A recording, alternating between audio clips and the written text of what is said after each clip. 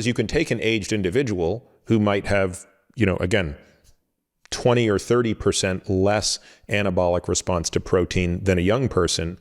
But if you exercise them, you can bring them up to the same level as a younger person.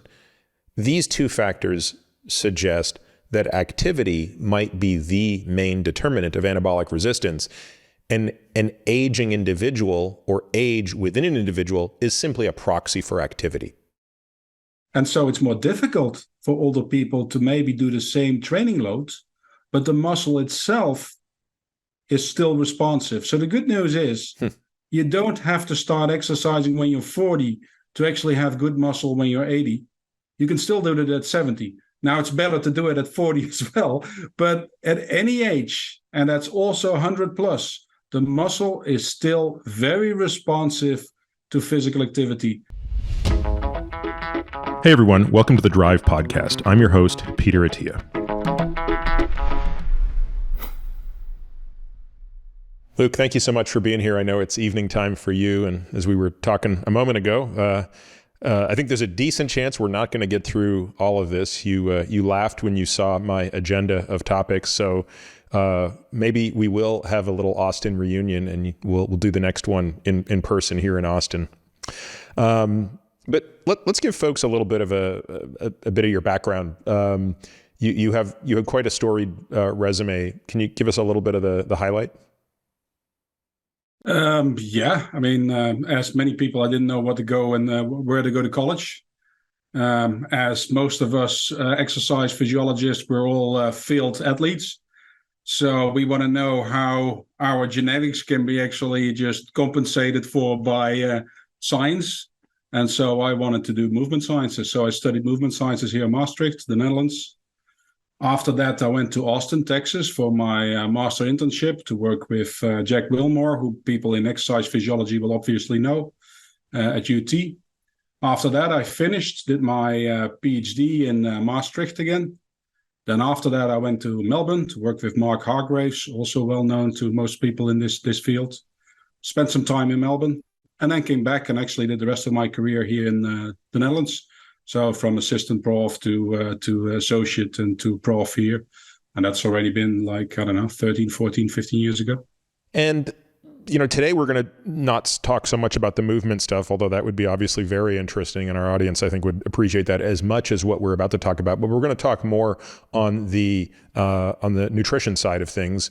We're going to talk specifically and in great detail about protein, but that's, if I'm reading your CV correctly, not necessarily the first foray into nutrition that you took, correct? No, that's correct. So my main interest was in the beginning, and also my PhD was in fuel selection. So substrate selection during exercise. And of course, that most of that stuff is done during endurance type exercise. And if you're thinking about substrates, you of course are not thinking about protein, which is from a quantitative point of view is not a very good substrate. So it's carbohydrate fat metabolism. And most important or most interesting thing for me at that time was that they had set up a stable isotope research facility here so you could track metabolites. And one of the first things that lab did is actually measuring carbohydrate oxidation rates. So you would simply throw in some stable isotope labeled carbohydrates in your drink, and by simply the oxidation of those carbohydrates, and you would actually exhale 13 CO2. Because then if it's labeled with 13C, you get 13 CO2 after you oxidize it. And by simply acquiring your expired breath, you can actually calculate how much of your energy came from a sports drink.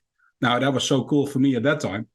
Now, just to be clear, you would also need to know the amount of oxygen consumption to be sure that CO2 came from glucose and not from fat, correct? Yes, so it's a combination of indirect calorimetry. So that's total oxygen uptake, total carbon dioxide production. Combined gives you total energy expenditure and also total oxidation of carbohydrates and fats. And then because you know what percentage of the carbohydrate derived CO2 was expired by 13 CO2, you could calculate back how much of the carbohydrate is coming from your drink. And that is cool because then you see how much of the drink are you actually using. Now, it's interesting, Luc, that there's a method, obviously, that uses deuterated water and C13 doubly labeled water to measure energy expenditure in a free living environment over a long period of time. Is the method you're referring to only using labeled carbon and therefore only suitable for a short period of time to evaluate glucose oxidation, or do you also label oxygen and potentially get energy expenditure over a long period of time? No, if you use doubly labeled water, you can actually do that over several days. But then you also need several days in order to do that. Yep. So this is really a way of you're getting carbohydrates in. You start oxidizing them. That CO2 is also mixed in your blood. So it takes a while before the expiration of labeled carbon is also a good proxy for the amount of carbohydrates that you're oxidizing. So it takes about 2 hours. Then you have a nice steady state. That's why we're measuring endurance athletes, of course. Yeah. And then for 1 or 2 hours, you can measure the oxidation rate. So that's only for exercise trials, for example. And did this tend to be more accurate than the estimate you would get of carbohydrate oxidation rate just using the indirect calorimetry and the Weir equation? Or was the point here to determine not total carbohydrate metabolism, but specifically how much is coming from the drink? Exactly. So the basis is still indirect calorimetry, so respiratory exchange ratio. And then from the carbohydrate oxidation, you can see how much of that carbohydrate is coming from your drink. Got it. Versus glycogen, for example. Yes, exactly. So you have your glycogen coming from your liver.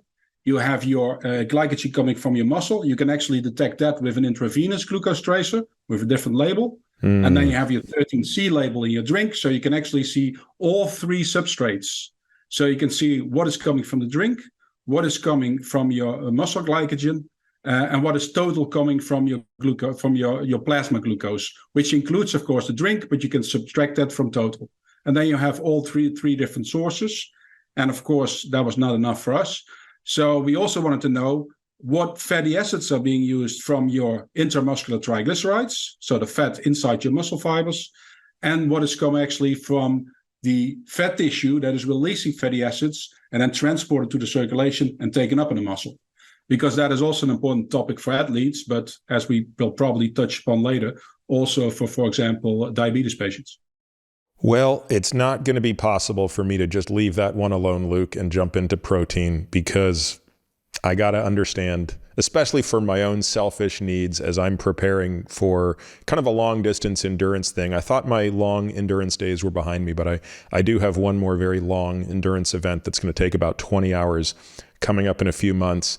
And it's been so long since I've thought about how to prepare energetically for something like this. And I really believe, at least based on my history, that nutrition can make or break you in these, 20-hour marathon events. So tell me kind of some of the things that you learned in studying, even though I know you are only studying it over 2 hours, but what did you learn about, for example, the rate of carbohydrate metabolism, muscle glycogen, liver glycogen in the steady state? So I thought we already had quite a list, but I think just added something to it. No, so one of the most important things is basically all the glucose that is extra coming in your circulation will be used for oxidation during exercise. So a continuous supply of glucose coming from your gut is a good idea to save your liver glycogen, to keep your liver glycogen intact, or at least not to deplete it too fast.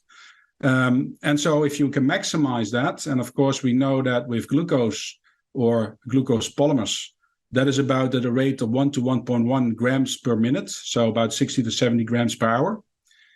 However, it can be a little bit higher if you actually add some fructose, because fructose requires a different transporter. So if you combine both glucose or glucose polymers with fructose, you actually can get a little bit higher, but that's only for really the high-end athletes that can actually gain that high energy expenditure. And then you can maybe go to 1.3, 1.4 grams per minute. And so that would be the ideal from the carbohydrate point of things. But of course, if you're doing a 20-hour endurance event and you're well trained, you'll actually be using quite a lot of fat, because that's what you're training for. Yep. And in that case, you require your fat stores in your muscle, as well as in your, you already have enough fat stores in your fat tissue, of course, because theoretically, if you're a 70 kilogram weighing lean man, you can run for almost, I think so, so would it be probably like three days or something like that, 24 hours. So of course that is only theoretical. But it's obvious that the amount of fat inside your skeletal muscle tissue is also very relevant, because you appreciate that your muscle glycogen storage increases as you become a better endurance athlete, or better athlete on itself. Same goes for intramuscular triglycerides. So when the muscle learns... And sorry, just to clarify one thing, Luc, because people who listen to this podcast may remember, gosh, it was a couple of years ago, I had Gerald Schulman on from Yale. Jerry's one of the world's experts on insulin resistance. And we spoke there about the mechanism by which intracellular fat, or it was actually diacylglyceride, not triacylglyceride, within the cell was one of the hallmarks of insulin resistance. But I think you're talking about something different here. And are you talking about triglyceride between the muscle cells and not in, or are you talking about? No, this is actually, you will actually appreciate that as a physician as well. So a lot of the clinical work is done by clinicians and people that focus on the clinical work. The exercise physiologists focus on the exercise work and sports or sports supplements. You do notice that a lot of work that has been done in the two fields does not get used by either side. Right. So when I was doing substrate metabolism muscle and the selection and how that is organized and regulated, first I was interested, of course, in carbohydrates, because during moderate to high intensity exercise, from a quantitative point of view, that's the most important substrate source. And so as exercise intensity increases, you depend more on your endogenous carbohydrate stores. But what you can see is during moderate intensity exercise and lower, much of the fat is actually being used by athletes, and that increases also during high intensity exercise as you become a better athlete. So as a good athlete, you get the same exercise intensity, even the same relative exercise intensity, you can oxidize more fat. And that is the benefit, because then you need less of your limited stores of carbohydrates. Now, the body of an athlete, or the muscle of an athlete, adapts to store more glycogen, but it also adapts to store more fat inside muscle fibers. And that's intramyocellular lipids. So that's really inside the cell, lipid droplets that you see in the muscle fibers. So in these days, I was actually cutting muscle biopsies up, looking under the microscope. And if you actually see them, you see those individual fibers, a lot of lipid droplets. It looks like you're looking at a soup from the top, and you see those little droplets floating around. Now, that is a storage that is ample used by athletes. And Hans Hoppler in those days was one of the first to do electron microscopy pictures of that. And if you then look inside one of those lipid droplets, you see that on most of those lipid droplets, there's a mitochondrion attached to it. Wow. It's like a backpack. It's like the mitochondrion is wearing a backpack of a big lipid droplet. And so we started, and I think we were one of the first, to start measuring how much of that lipid inside the muscle fibers, is being used during exercise. And we did that using those stable isotopes indirectly, but also by taking muscle biopsies before and after exercise and looking at the number and the size of these small lipid droplets. And that goes down. So athletes use a lot of the intramyocellular lipid for their energy provision, and particularly in the beginning of exercise. And then you think like, hey, this makes sense. So when you start exercising, all your lipolysis in your fat tissue takes time to get that process going. I mean, perfusion, lipolysis. Yeah, this is like immediate access, prime the pump. Yeah. So just to be clear, I was never aware of this, that you could actually see mitochondria on the fat droplets within the cell of the muscle. Would this be a fundamental distinguishing feature between the muscle cell of an athlete and the muscle cell of somebody with type 2 diabetes, which will also have fat within the muscle? Will it simply not have the mitochondria and therefore not be turning to it as an energy source out of the gate?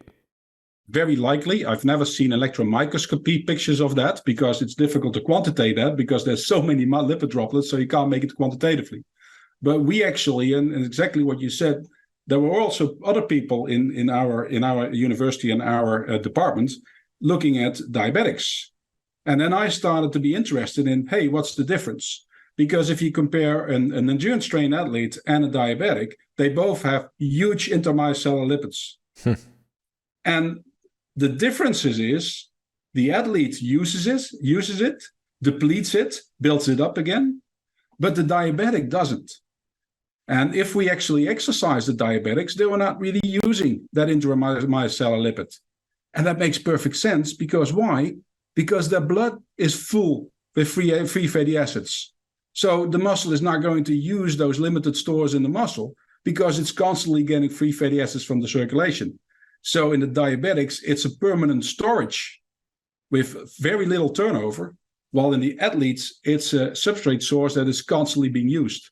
And so the turnover of that substrate is the important factor driving towards insulin resistance or actually insulin sensitivity. Yeah, I remember reading a paper 12 years ago that very erroneously came to the conclusion that athletes on a ketogenic diet who had high amounts of intramyocellular lipids were insulin resistant. And I was shocked because I couldn't believe they could fail to look at turnover rate and actually differentiate a static from a dynamic process. But this is obviously a more important example and a more relevant example. Yeah, one of the fun things that we actually did is we saw that athletes in the beginning use a lot of intramyocellular lipids. But in the second stage of their endurance exercise, they stopped using them. And then we thought, like, strange, why is that? But it actually happens when your free fatty acids in the circulation go up. And it makes a sense, of course, by the time that your adipose tissue is constantly actually feeding free fatty acids, you're not using that storage depot anymore in the muscle. So as soon as free fatty acids went up, the use of intramyocellular lipids went down. And then we thought, like, hey, what would happen if we reduced the free fatty acids in diabetics during exercise? Yeah. And we actually gave them a Sipamox. So it's something that blocks adipose tissue lipolysis. So in the diabetics, the free fatty acids would not go up anymore. They would actually go down. And they suddenly started using the intramyocellular lipids. And that improved post-exercise insulin sensitivity. So it's a very nice way to stimulate the turnover of the intramyocellular lipids. And it's probably one of the mechanisms that makes insulin sensitivity improve after exercise. What role does insulin play in accessing the intramyocellular fat store? So obviously insulin plays, along with maybe hormone-sensitive lipase, the most important role in determining the rate of esterification versus lipolysis in the fat cell. And obviously we know the role insulin plays for glucose into the muscle cell. Obviously there is also non-insulin dependent glucose uptake. But where does insulin, if at all, factor into both the athlete and the diabetic with respect to how fat is getting into and out of the muscle, or into the muscle and then oxidized? So insulin, of course, also stimulates fatty acid uptake. But if we're talking in an exercise setting, insulin doesn't play a whole important role anymore during and immediately after exercise, because the stimulation of your AMPK pathway also stimulates glucose uptake. As you know, the GLUT4 transporters are actually translocating to the outer membrane, in either insulin dependent or exercise dependent, two separate pathways. For fatty acids, it's even a lot more difficult because the free fatty acids, a lot of it is actually facilitated diffusion. Yeah, I was about to say, because the membrane is fat soluble, I was going to ask you how I assumed it was just going to diffuse through with a gradient. A very chance finding, we were just a lucky finding on the side of the study when we were measuring depletion of intramyocellular lipids in the leg in a non-invasive way using MRS, magnetic resonance spectroscopy. We did that in the leg, but we, just for fun, we also measured the arm. And of course, you're not cycling with your arm. So we did an MRI before and after exercise. And of course, the fat in the muscle went down in the legs, but it actually increased in the arm. So simply the greater turnover and the greater flux of free fatty acids in inactive muscle, it actually increased the amount of intermuscular lipids. Yeah, So a lot of it is not regulated. Yeah. The What muscle else? is not that intelligent. The muscle just takes what it can get. It's very opportunistic. Yeah, no, this is incredibly fascinating. What do we know about the endurance athlete's capacity to consume fat in and during a steady state exercise? So, for example, if a person is doing, again, I'll just be selfish and use my own example, right? If I'm doing a 20-hour activity, and let's just say energy needs are going to be relatively low because the energy expenditure is, the energy output is not that high. Let's just say we're requiring 500 kcal per hour. So we could, almost meet that through ingested glucose. That would be 1.25 grams per hour. But, truthfully, that would be sort of punishing on a GI system for 20 hours. So you'd want to sort of potentially maybe limit that to 30 grams per hour of carbohydrate, which would, meet about half those needs. Would you say, look, you're very likely going to need nothing else because the remainder of that will be met through endogenous fat stores and a little bit of endogenous glycogen? Or would you say, no, you could prime that with a little bit of additional substrate that is presumably fatty acid? Yeah, I mean, that's a difficult question, of course, because nobody's done a lot of work in long-term endurance type activities. But after I've done, and this is always fun if you do nutrition research, first you start with carbohydrate-related research, because I thought the be-all and end-all of everything is liver and muscle glycogen. But then you start looking at, the intramuscular triglycerides are an important substrate source as well. What happens if you deplete them after a few hours of exercise? And how fast do you replete them? Because if you were to do a next session with depleted intramuscular triglycerides, you wouldn't have that prime that you're referring to. Yeah. So repleting that is also important. And then we realized that only carbohydrates is not enough. You also need fat. And of course, now that I'm actually doing a lot of research in protein, we now know that we also need protein. And then we're back to food. But that's another discussion. Well, let's talk about that. Let's talk about your transition, because I could sit here and pick your brain all day on the carb and fat issue. But how did your own interests sort of transition you towards protein metabolism? Just going slightly back to your last question, because I think you're asking also a practical question for yourself. So when we saw that fat was important in the muscle, we started also looking at post-exercise fat repletion. So you have enough fat to provide you enough fatty acids during the 20-hour endurance event. But I think you should not start doing that with too low of an intramuscular fat level. And when we started talking with ultra endurance athletes, they were actually proving me right. But even though there's no data, they were saying like, look, I can't really perform in several day events, so multi-day events, if I don't eat enough fat. And that's maybe because of the intramyocellular lipid storage that you want to replete between several days. And that takes 1 or 2 days to replete it. So if you do more of these 20-day events, back to back, then the fat repletion is important. For a single event, I would think it wouldn't be that important. By the way, do you have a sense, we do tend to quantify glycogen capacity. We would say maybe a healthy, athletic, reasonably sized male would have 100 grams of glycogen storage capacity in the liver, 3 to 350 grams in the muscle. I'm sure there are athletes even higher. Do you have a sense of what those numbers are like in the muscle for how many grams of fat could be stored in the muscle of a healthy athlete? No, it's way less than that. So I think there were estimates, and now I have to really think because I'm going back 20 years. I think it was also around like 100, 200 grams. Okay, but that's still a lot because of the whole body level. But the caloric density of fat being higher, I mean, that's functionally as many calories as you would have from glycogen. Yes, but I think the calories are not important, not the most important, but the priming dose to actually cover from activating the adipose tissue towards having enough free fatty acids in the circulation. And that takes about half an hour, 45 minutes. And that's where it's important. Yeah.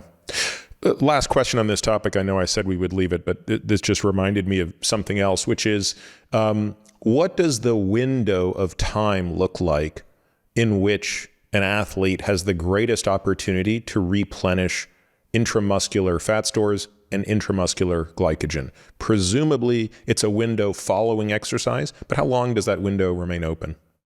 Yeah, so it remains. So first, I mean, they don't know exactly, but within about the first 4-5 hours, we see that that glucose uptake is less or almost not insulin dependent. So basically, the more carbohydrates you ingest, the more it goes into the muscle. But then as your glycogen levels increase, then you get a break on glycogen deposition. So glycogen storage is inhibited simply by its content. So it's a self-limiting process, which is great because if you don't, you actually have a muscle disease. Mm-hmm. So the first few hours, all the GLUT4 transporters are in the sarcolemma. So all the glucose that comes into circulation gets sucked into the muscle. Meaning just the contraction of the muscle alone during exercise is getting that GLUT4 transporter into the membrane without the need of insulin, and it's open field running for glucose coming into the cell. Exactly.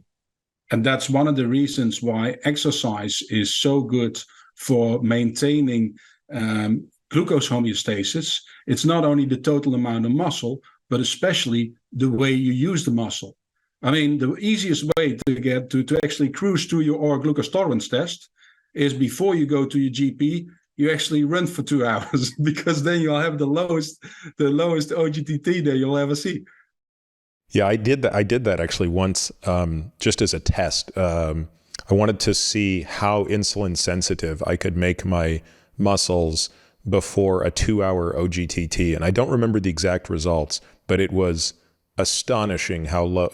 Your glucose at the start is maybe 80 milligrams per deciliter, and an hour, 30 minutes and an hour and 2 hours later, it never went above 100 milligrams per deciliter in glucose. But also, to your point about the insulin independence, I don't think my insulin went above 11, right? So it was like, whereas a even a fasting insulin is above 11 is not uncommon. So that's a very interesting experiment. What about the fat window? Is that also about a 4-hour window? And for those of you interested in that insulin effect, I mean, that goes up to 24 to even people have shown 48 hours after. And that is the reason why nowadays for exercise for diabetics, they say 150 minutes of exercise throughout the week. I would think that's a minimum, but that's the advice. But then at least every other day. Yeah. And at least every other day is because every session improves your glucose homeostasis for up to 24 hours. So if that exercise is actually every other day, you maximize benefit from the exercise with each and every meal that you ingest afterwards. Yeah. Now, for fatty acids, it's much more. It's actually less difficult because it's not it doesn't seem to be tightly regulated because of the facilitated diffusion of your fatty acids. But of course, if you're an athlete and you're consuming a huge load of carbohydrates, especially also during exercise, of course, you're going to limit your lipolysis, and then you have less free fatty acids. So the only thing that we really did, there doesn't seem to be a short frame. It's just constantly going. It seemed like up to about 48 hours, the fatty acids, so the intramyocellular lipid was almost at the same level again. And just to be clear, are you saying that most of the filling of the muscle with fat will come from endogenous fat stores via lipolysis? Or is there a role for exogenous, i.e. dietary fat, in the post-exercise phase to boost that further? And I understand your point, but I want to make sure the listener understands that the relationship between carbohydrate ingestion and lipolysis is very clear. The more carbohydrate you ingest and the higher insulin goes, the more you inhibit lipolysis, which is the breakdown of fat from the stored fat cell. But with that explanation out of the way, does my question make sense for you about the source of the fat? Yes. So about 50% in a well-trained athlete, about 50% of the fat oxidation during exercise comes from your intramuscular triglycerides. And the other 50% comes from free fatty acids released from your adipose tissue, transported through your blood, taken up. Now, the only studies that we've done here was with fat supplements during exercise, because there's not much reason to take fatty acids because there's enough fatty acids being released from the adipose tissue. Mm-hmm. But we did play around, and that was Asker Jeukendorp actually playing around with medium-chain triglycerides. So medium-chain triglycerides are actually smaller fatty acids, so not as the tail is less long, and they can be actually transported directly into the mitochondria. So they don't need the CPT1 facility or transport. So we thought it was nice to get a faster oxidation, and with labeled substrates, they show that the medium chain triglycerides, even during high intensity exercise, are really oxidized. And the idea was that could save carbohydrate use, so that you can maximize fat use during high intensity exercise, and therefore spare glycogen and improve performance. Now, it basically worked with MCTs, but then we tried to see whether we could make it quantitatively interesting, and then almost everybody got diarrhea. Yeah, I was about to say the big challenge with getting sufficient enough MCT volume is the gastrointestinal distress. And I think for most people, at least if consuming it in a pure oil form, 30 cc is really pushing it. I mean, when I was hard on MCT oil back in the day, this is 12 years ago, I could do 2 tablespoons of MCT. So whatever, how many ever milliliters that is. That said, and I haven't done this, but I do see other products out there that are somehow lawfulizing the MCT. They're almost putting it into a powder form. Have you seen any of these things or heard? Yeah, I've seen suggestions that there's a lot of MCTs or MCT-like products that presumably have less issues on the gastrointestinal tract. I haven't used them, and I haven't used them in research. Yeah. Still, I would contemplate, like, in what amounts do they actually contribute substantially so that it improves performance? And I think as long as you can actually reach your goals with carbohydrates, why would you play around? But yeah. Is there a role for MCT oil immediately following exercise as a very quick, rapid source of fatty acid in the muscle? Or are you saying no, because right after exercise, your insulin is so low, just let the lipolysis fill the tank? Why would you bother adding? I mean, we all want to lose a little bit of adipose tissue anyway, right? Yeah, I think so. I agree. I don't see. I mean, I'm a nerd, of course, so I love to see what is happening, but I don't think it has any relevance in practice. Okay. All right. So with that very interesting detour out of the way, let's talk about how your professional interests pivoted from this obviously interesting and relevant field to another. Yeah. So I think one of the interesting things was when I saw, they called that the athlete's paradox.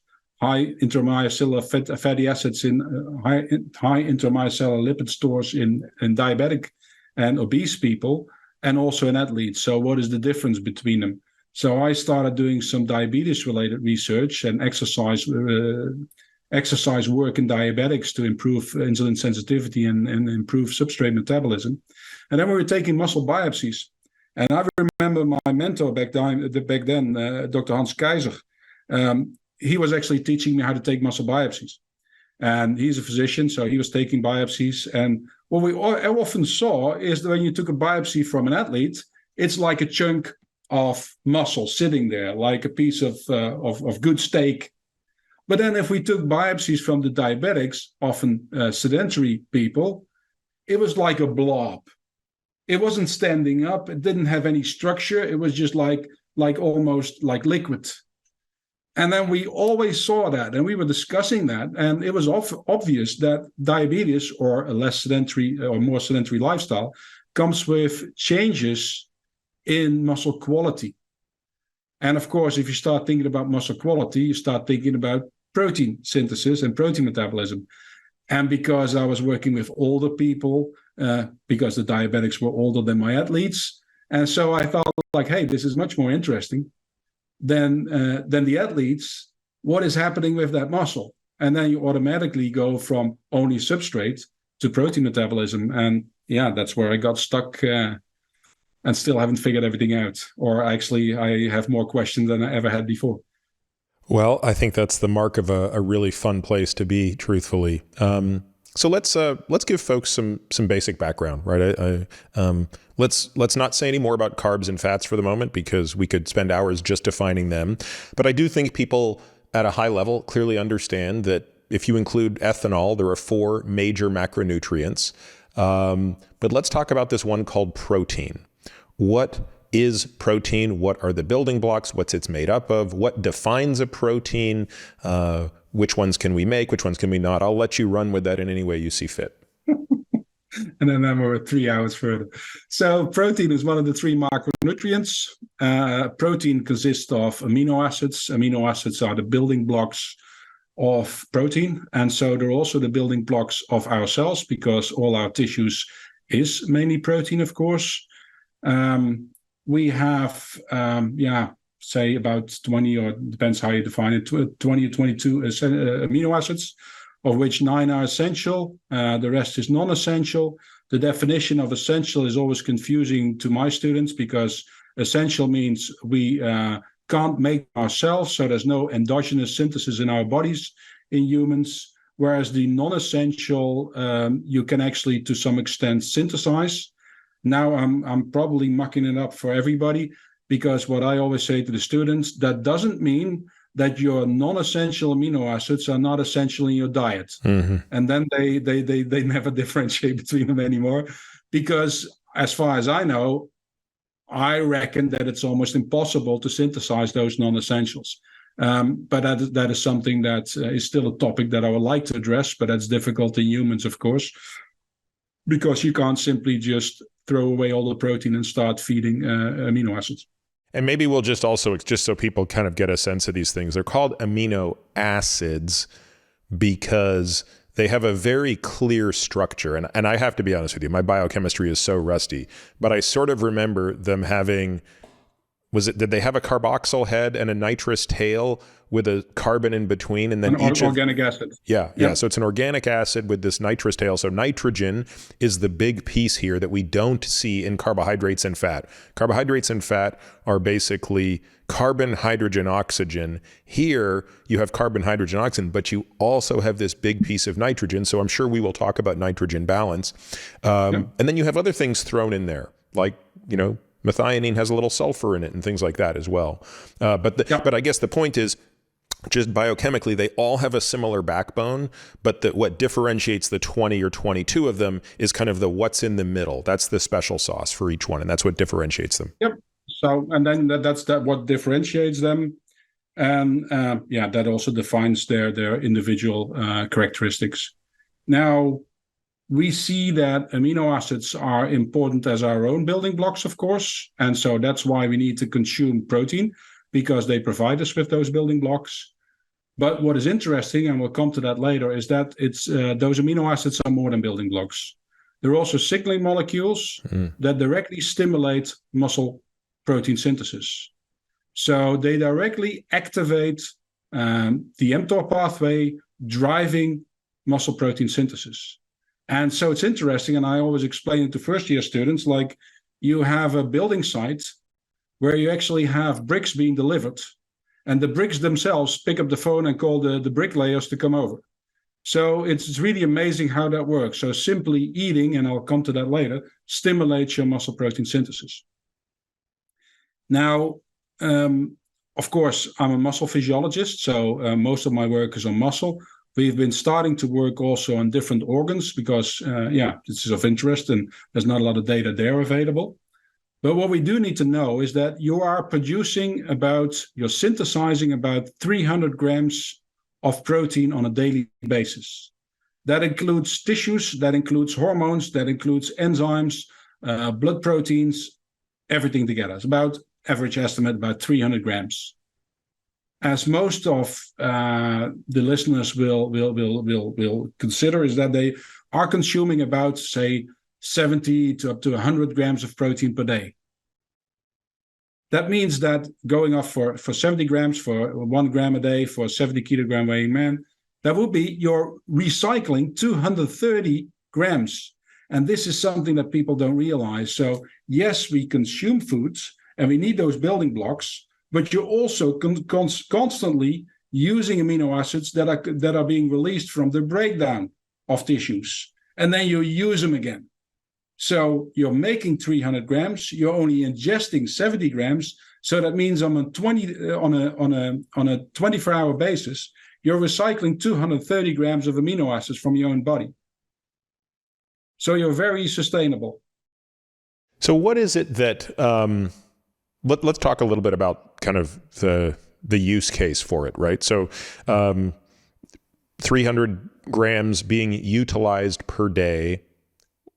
Let's talk about how that differs in an active person, a person who's strength training, a person who's doing, steady state cardio training, a person who's not training. Let's just use those three examples. So I don't think anybody would have data on that because this is on a whole body level. So organs, tissues, the gut, everything. And I think if we're asking these questions, we have to just move back to a muscle-centric perspective. But for example, do we actually, you know what, actually, look, there's a question I want to ask before all of this, which is a technical question that explains to people the methods that you use to actually do these types of measurements. So you already talked a little bit about one isotope method with respect to carbohydrate metabolism. Can you explain the technical tools that permit this type of study for amino acids? Yeah, so I'll keep it very simple. You have stable isotopes. So everybody knows from high school, or most of you will know from high school, that in chemistry you have carbon-12, or carbon is a weight of 12, but in nature there's also carbon-13. And carbon-13 means it has an extra nutrient in its core. It's stable, doesn't fall apart. You also have 14 carbon that's unstable, falls apart, and you add radioactivity, and that's why it's a radioactive isotope. Now, you can actually purchase carbon-13 labeled metabolites. And so you can also buy carbon-13C, carbon-13 labeled phenylalanine, for example.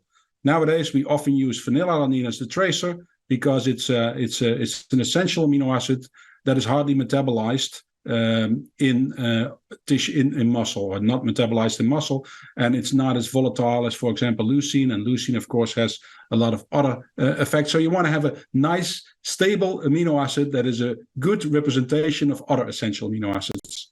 So if you actually buy 13C labeled phenylalanine, you can dilute it in a bag of saline, infuse it in the body, and then you actually have like 5% of all your phenylalanine floating around in your circulation.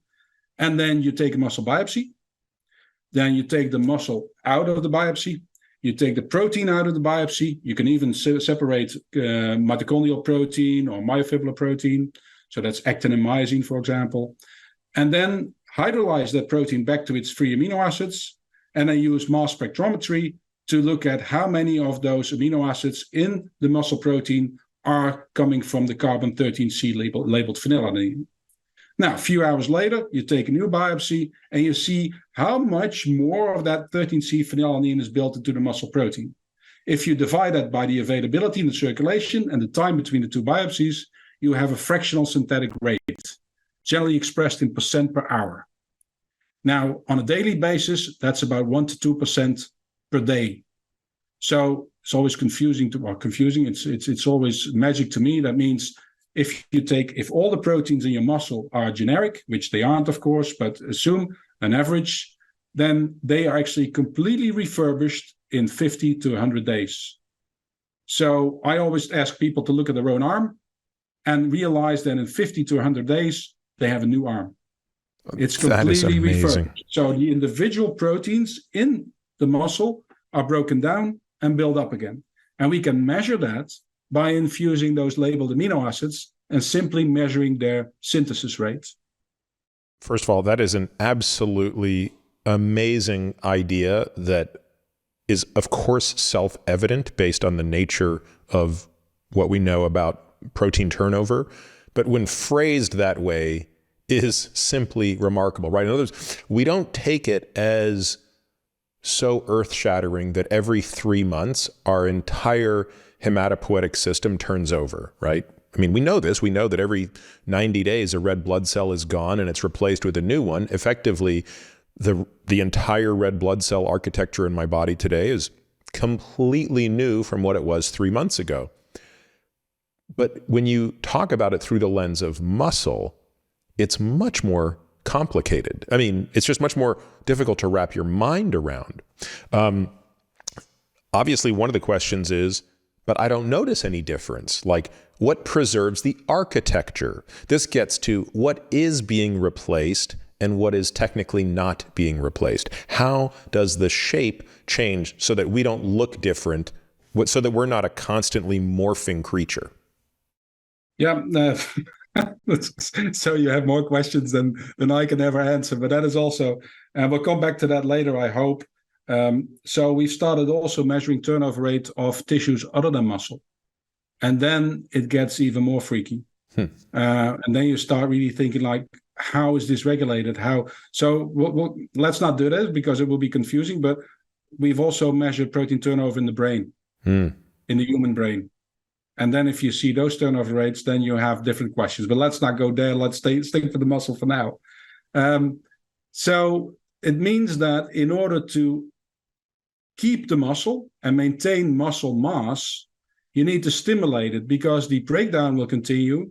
And so in order to maintain your muscle as it is, you actually have anabolic stimuli that stimulate the synthesis. And then we come back to nutrition and exercise, because it's food intake, and particularly, of course, protein intake and exercise that stimulate muscle protein synthesis. How these two stimuli know which proteins to build and in what structure, oh man, that is just an enigma. The fact that I always show a picture of Lance Armstrong and I don't know, who am I showing as bodybuilder? Actually, that changes every so many years. One of the Mr. Universes. And so I showed them that these two guys have huge protein synthesis after an exercise session. But the phenotypic response is completely different. And so with resistance type exercise, you build a lot of myofibrillar protein, while the endurance athlete will build a lot of mitochondrial proteins. So how the body knows by the recruitment of your fibers which proteins should be synthesized. I mean, we know a lot of molecular pathways, of course, but how it's directly regulated, I mean, that is still, first we thought we had everything by measuring mRNAs. Then we thought we had everything by measuring Western blots, protein content, and then protein phosphorylation. And then we went to transcriptomics, and then we suddenly knew that we had post-translational modification, and then we had mRNA splicing. So it's getting complexer and complexer and complexer and complexer. Let's use that example, right? So we'll put up, a world-class endurance athlete against a world-class bodybuilder. And let's even simplify the equation and take drugs out of it. So let's talk about not the best bodybuilder, because obviously they are using high amounts of anabolic steroids, but a world-class natural bodybuilder who still by any metric is enormous, and a world-class endurance athlete. The question, of course, is how does the body know, in the case of the bodybuilder, to build myofibrillar protein, and meaning to disproportionately build that, whereas in the endurance athlete, you're disproportionately building mitochondrial protein. Now, the obvious answer to me seems to be the training stimulus, right? Yes. That the bodybuilder is pushing enormous amounts of weight repeatedly, within the confines of certain reps and certain sets. And the endurance athlete is never, ever stressing the muscle at a single rep. If you think about it, an endurance cyclist might be 80 to 100 cadence, and they'll do that. They'll do hundreds of thousands of those repetitions, but none of them are as hard as the reps that the bodybuilder is doing for, 6 to 12 reps. So that's an obvious difference. Is the question that we don't understand how that is translating a signal into the MPS? Yes, we don't know. And if I would actually pose this question to a second or third year student, they would actually just move away from the real answer by going towards saying like, hey, it's different fibers. And of course, that's part of the answer, because a resistance type athlete will more likely recruit the type 2 fibers. Yep. The type 2 fibers are more likely to build in mass, If we see people doing resistance training, it's mainly the type 2 fibers that get bigger. We see that with the bodybuilders as well, huge type 2 fibers. The opposite happens when we get older. You get smaller type 2 fibers. So actually, and that is where most of the muscle loss with aging actually comes from. Well, the endurance athlete, we don't see much happening with the size of the fibers. We just see a greater capillary density. We see more mitochondria, higher density of mitochondria, subsarcolemmal mitochondria. So the adaptive response is completely different. And part of it is because of which fibers you recruit. But it's not the complete answer, because if you do, for example, and you probably noticed the discussion about high reps, low reps, low weight, high weight. There's now very nice studies that show if you do high reps with a low weight, if you do the to exhaustion, you also start using the type 2 fibers. That's right. Yep. And you also get hypertrophy. And that's a nice way, especially in rehabilitation, that you can actually drive those type 2 fibers without putting too much effort on the just operated the hip or the leg, whatever just operated on. So it's not the complete answer. There's more going, but what is exactly the signal, the molecular signal from the tension on the muscle towards the synthesis of the specific sets of proteins? Yeah, there's enormous amounts of pathways involved, and I'm not sure whether we'll ever completely know what is happening now and where that selection is going to be. It's so interesting. Yeah, I mean, it's just so fascinating that we can't understand the cascade that goes from stimulus to muscle protein synthesis. Would it be reasonable to assume that the bodybuilder has more upregulation of mTOR than the endurance athlete? Or is that even a stretch in terms of an assumption, given that it's difficult to measure that?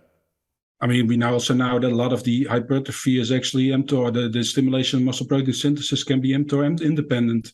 So there's so many parallel pathways that are driving responses. And like I said, I mean, for example, if you ingest protein, you stimulate mTOR signaling, you stimulate mRNA translation initiation, and you get greater protein synthesis. But it actually stops, or it actually is not continuously stimulated if you do not provide all the building blocks.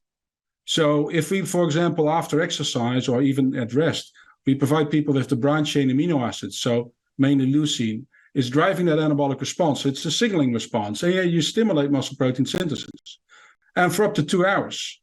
But if we give the same amount of leucine, or in this case, branch-chain amino acids, in a similar amount of milk protein, so containing the same amount of branch-chain amino acids plus all the other amino acids, we see that that response is actually sustained over a more prolonged period of time. So it's not only the stimulation, it's the stimulation in combination with the right amount of building blocks at the right amount of time. And how I always tell it to the students, you have a parking lot where you want to park as many cars as possible. You can put the light on green to drive in, but if there's no cars, nothing's going to happen. And so it's a combination of the right signaling responses plus the availability of your substrate. I want to come back to this in detail because it's very relevant. It's also, there was a recent study that came out that I believe you were an author on, if I'm not mistaken, but maybe I am mistaken. But the study looked at the duration of muscle protein synthesis following the digestion of different types of amino acids. So we come to that, but let's take a step back for a moment and make sure we at least cover the basics of how protein is even digested. And I want to talk about 3 types. So one, I want to talk about a whole meal. So a meal of protein that often comes with fat. So let's talk about eating a steak. And then I want to ask how that differs from 2 different types of milk-based proteins, whey protein and casein. So I want to understand what is actually happening from a digestive standpoint and how the thing that you actually consume and put in your mouth turns into building blocks that presumably are being absorbed somewhere in the ileum or jejunum. Yep. So I'll just first take protein and then go to the specific protein sources or meals. So protein is basically ingested, goes to your stomach, acid is added to it. So you have the first basically start of the digestion. You actually can get clotting of your protein due to the acid. We'll come to that later if we compare casein versus whey. Then it goes to the duodenum. Then you have all your enzymes being unloaded on your protein. If they can get access to it, you actually get the free amino acids. A lot of people have suggestions that are also oligopeptides, di and tripeptides, so small proteins composed of a few amino acids. There are transporters in the gut that would allow them to actually enter the intestinal wall or the intestinal cells. We think from a quantitative point of view, it's hardly relevant, but it's possible. The amino acids are then, part of them are actually incorporated into intestinal protein, because the gut also has a very rapid protein, much faster than muscle. So part of it actually remains in the intestinal tissues as protein. Some of it is released on the other side of the intestine in the portal vein. The portal vein transports it to the liver. The liver can do something with the amino acids if it wants to make proteins, but most of it is actually released in the circulation. And there it can basically perfunde it to all those different tissues, taken up and used for muscle protein synthesis. We don't have a real storage depot. There's a small free amino acid pool if you compare it with the intact protein pool. They always say it's very small in muscle, but acutely after a meal, it can actually vary a lot. So that it's a buffer, a temporary buffer, but we don't really have real storage sites for amino acids. So that's the whole pathway. Let's finish one thing there, actually, Luc, because that's an important point you raise, which is unlike fat, which can be stored in unlimited quantities, and glucose, which can initially be stored in glycogen, although that's a relatively finite store, and then eventually can be stored as fat through de novo lipogenesis. What exactly happens to excess protein if we consume it? And let's just use an extreme example, right? Like, I sit you down and give you a 200 gram protein meal, or make it whatever number you want, such that the point is you clearly have excess amino acids once fully digested. What do you do? What does your body do with those? Yeah, so first, the amino acids, as we have you said we have no storage like the glucose is stored as glycogen, the fatty acids are stored as fat, but the amino acids are stored as protein. So, but is it a real storage depot? Now, if you ask me and yourself, we hope we're not losing muscle, so we say we don't have a storage depot. But if we end up in a concentration camp, then we're actually quite happy that we have a storage depot of amino acids in the form of muscle. So it is a storage depot, but hope that we're not using it. So if we get excess protein, we thought, in the literature, a lot say that everything that you can't immediately process is being oxidized. Now, that study by Johan Trommeler that you just referred to that we published a few weeks ago, we showed that with 100 gram oxidation, at least in the first 12 hours after ingestion, is very overestimated. But, over the long run, if you keep continuing eating more protein and in a setting of over calories, you simply store the protein as fat. What's the pathway that happens? Because it's so funny. When I think back to biochemistry classes more than 25 years ago, what I vaguely remember was amino acids could undergo gluconeogenesis to become glucose and then either glycogen or fat. Is that what you're referring to? Yes. Okay. And then it's different for all the for different amino acids. And of course, it's a very inefficient way. So that is also one of the reasons why people tend to get less fat accumulation if they overeat in the form of protein, besides the satiety effect. Right, because there's a thermogenic and thermodynamic loss or use of energy just in the metabolism of protein that itself is obviously beneficial if your goal is to store less energy. Correct. Okay. Now, I have to say something about the techniques that we use because we were interested. We've done protein synthesis measurements all the time, but at some point, exactly what you were saying, I wanted to know more about the digestion and the absorption prior to stimulating muscle protein synthesis. And in order to understand that, you need those stable isotope tracers not only in an infusate, but you would like to have those labeled amino acids in the food as protein. Now, you can't purchase those. So about 15 to 20 years ago, we worked with Yves Boiry in France because they already made intrinsically labeled protein. So what they did, they infused a cow with those labeled amino acids. And so the cow integrates those labeled amino acids in the milk. And then you can actually use the milk in clinical experiments. Now, we wanted to take it one step further because we wanted to have the number of labeled amino acids in the milk so high, which is very expensive, to actually see the digestion and absorption, but even the incorporation in the muscle. So we spent more than 50,000 euros of tracer. And the first time that's pretty challenging because you actually put it in a cow, you infuse it in a cow, and you just hope you're ever going to see that money back. So we put labeled phenylalanine in a cow. The cow made milk. We extracted the milk. We got the protein powder, and we used it in clinical experiments to assess digestion, absorption, release, extraction over the leg, and incorporation in the muscle. Now, if you see this, I mean, we can now go into the quantitative measure because we actually did this to see the difference between casein and whey. We'll come to that later. But simply that I bought tracers, isotopes in the US. They send it over. I had it in a small jar on my desk. Then I went to Wageningen, or first in France, actually. And we've done it a few times since. You actually infuse it in a cow. You actually get the milk. You bring the milk to a factory to extract the milk protein. About a year later, that same phenylalanine is now integrated in milk protein on my desk.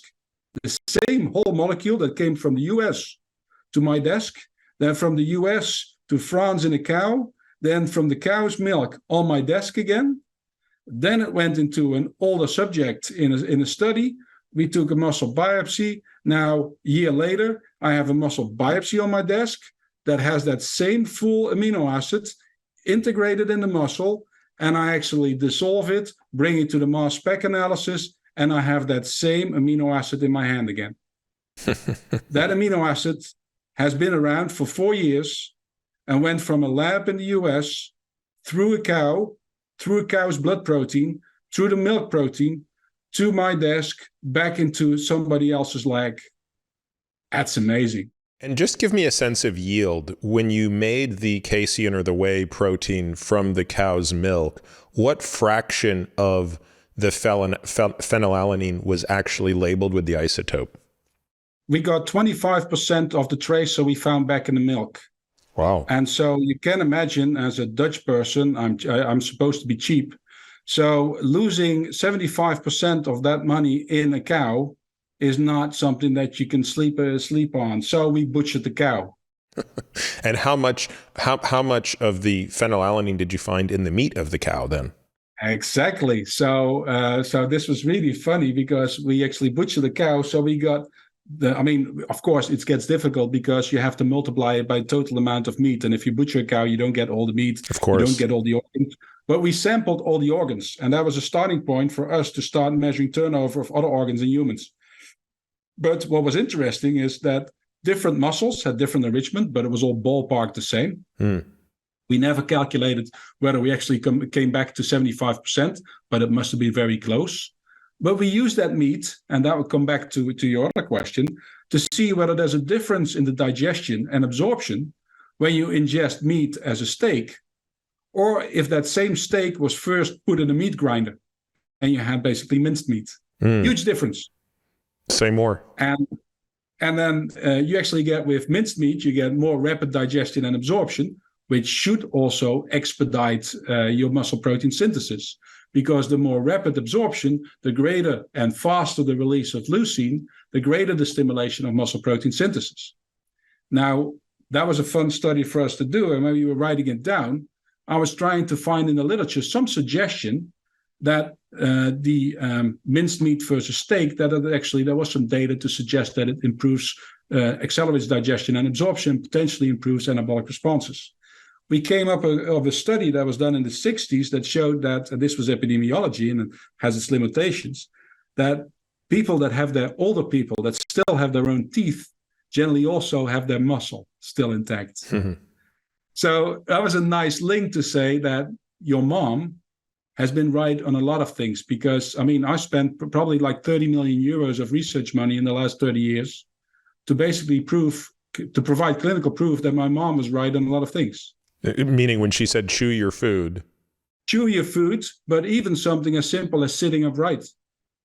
Huge effect on digestion and absorption. So all of these things come back. So chewing is a factor that drives the anabolic response to feeding. And so it's really funny then if you go to mixed meals, what you just said, if there's macronutrients coming together, a lot of energy will actually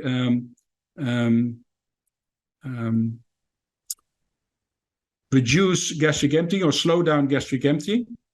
So that is one factor. But the matrix of food, the chewing of the food, all of these, whether you cook it or not, even that is an important one. We'll come to that later as well. I mean, there's so many topics here. We did a study with eating eggs that were raw or cooked. A huge effect on digestion and absorption. I actually tried to have Sylvester Stallone on that paper, but he never responded, unfortunately. You know, Rocky's protein shakes. Right? Yeah. He basically said, was Rocky right or wrong? Because in the first movie, we actually used part of his script. He's ingesting those raw eggs. Wouldn't it not be better to actually cook those eggs because you have more rapid digestion and absorption? And so I think of how many raw eggs I consumed as a child because I watched Rocky. It's insane. How I didn't get salmonella, it's a miracle. But anyway, so it was. Okay, so let's go back to the example of the steak versus the ground beef. So ISO quantities, so 50 grams of protein in a steak that obviously will have some fat with it, and 50, in fact, let's make them not just isocaloric and isoprotein, but everything about them is the same. So same amount of fat, same amount of whatever. One is ground, one is not. Talk me through the kinetics of those two in an individual. Yeah, so I think the most important factor is, of course, that all the enzymes that are being released in the duodenum, and also part of it, also the gastric emptying, of course, is accelerated with your minced meat, with your ground beef. So you have more rapid gastric emptying. The acid has already had more space to actually have its effect.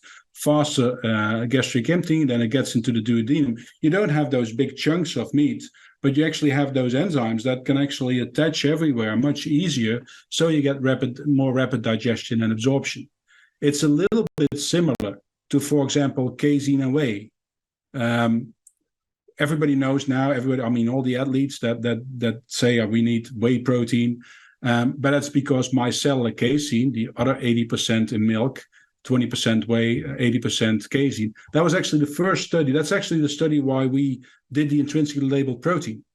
We got the milk, processed the milk down to micellar casein and down to whey, because for all those years, especially the companies was telling me that a pre-digested protein, like a hydrolyzed protein, is more rapidly digested and absorbed. And I said, where's the proof? And they said, yes, this in vitro assay shows. I said, in vitro assay doesn't mean anything to me. Because those in vitro assays, you have all these tubes and glass things, and then they screen for digestion and absorption. But to me, the human in vivo system is much more complex, because all those tubes and glass cylinders are actually alive in a human. So I want to assess this in a human in vivo setting. And then they asked me, how would you want to do it? And then I said, I would infuse a cow and then this and that. And then they looked at me like I was completely crazy. Took me 7 years until they funded it. And then we got the milk, processed micellar casein and whey. And we also got the micellar casein and we pre-digested it with enzymes.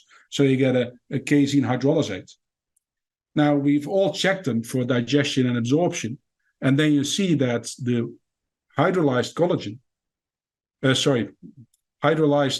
casein and also the whey protein are much more rapidly digested and absorbed than the micellar casein, because the micellar casein in the acidity of the gut starts coagulating. And you have these like spoiled milk or something like that.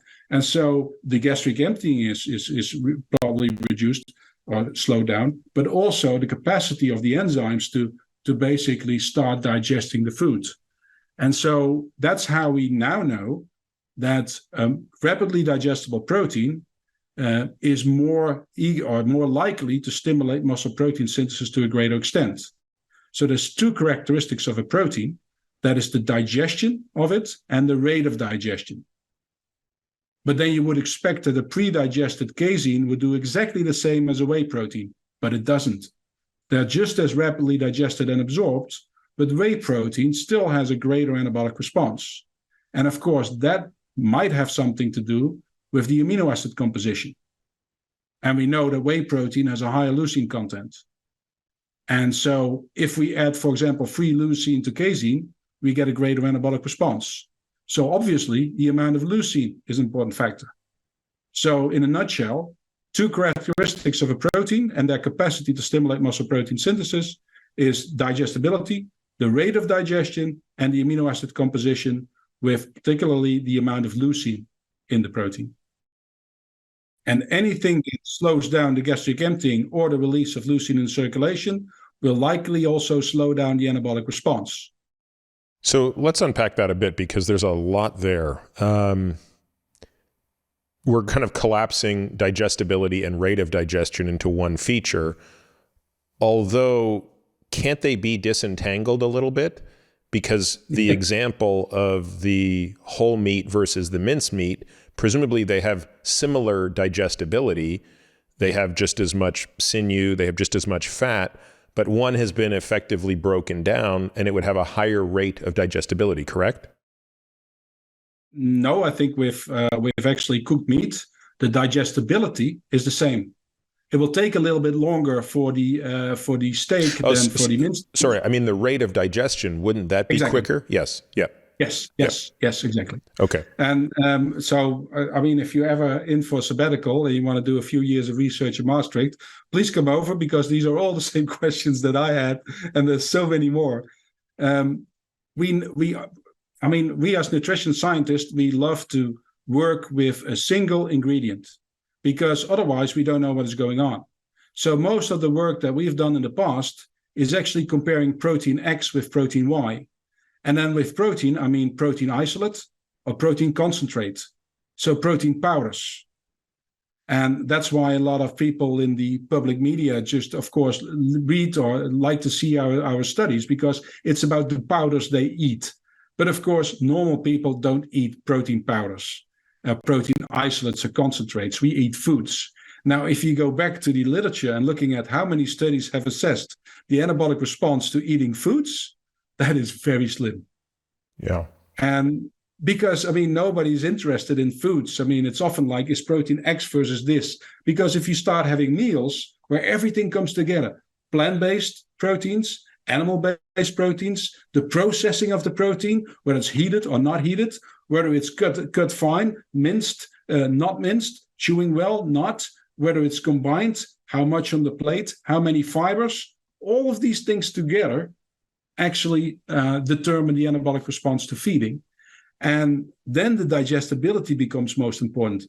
I think 99% of our studies, the digestibility is not an issue, because we use extracted proteins. Also, when we go to plant-based proteins, and that's, I guess, also a topic that you want to discuss, most of the plant-based proteins that we have assessed are plant-based proteins, and I prefer to call them plant-derived proteins that have been extracted from the whole foods. And then the digestibility it's often still a little less than animal-derived proteins, but it's not a major issue anymore. It's a major issue if it comes in the form of whole foods.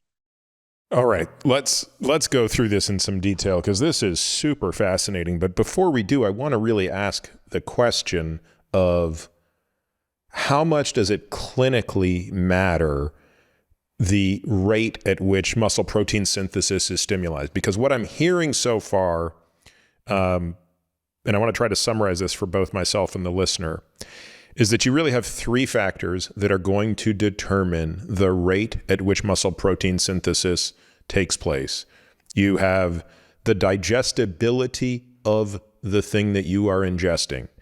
And this could be the difference between a plant-derived protein and an animal-derived protein. This could be the difference between a cooked protein versus a not cooked protein.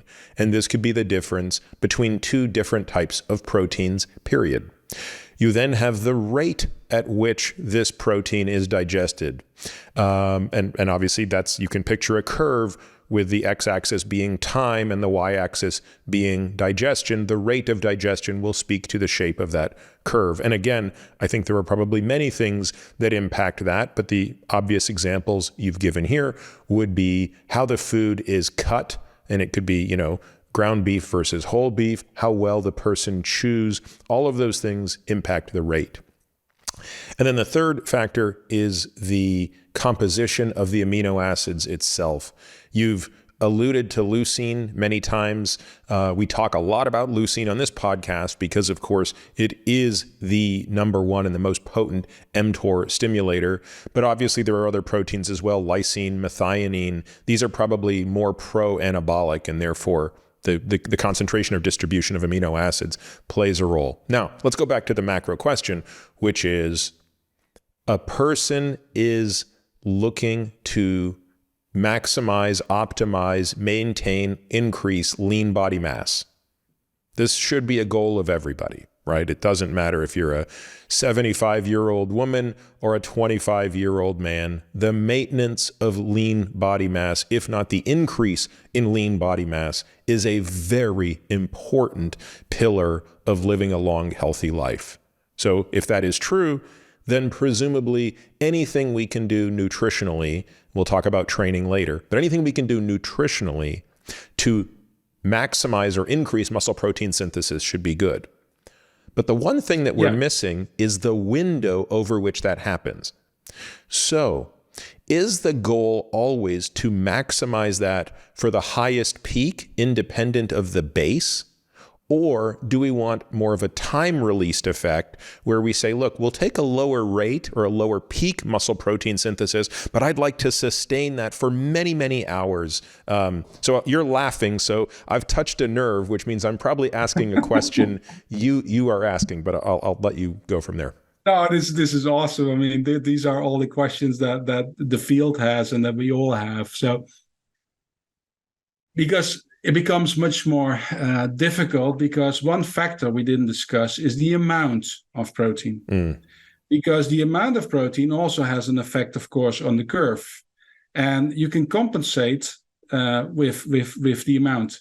So getting back to, we'll probably come back to that as well. But so if you, there's estimations up to 2 to 3 grams of leucine in a meal will actually induce a rapid increase in circulating leucine, and that will stimulate muscle protein synthesis. And if you have enough building blocks available, you have an anabolic response for at least up to 5 hours.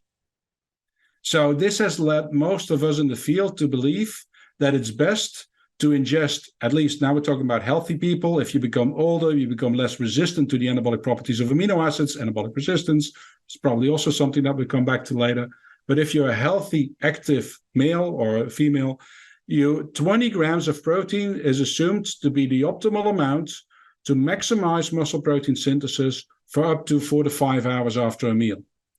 And this is the reason why in so many packages you now see 20 grams. Everywhere you see 20 grams.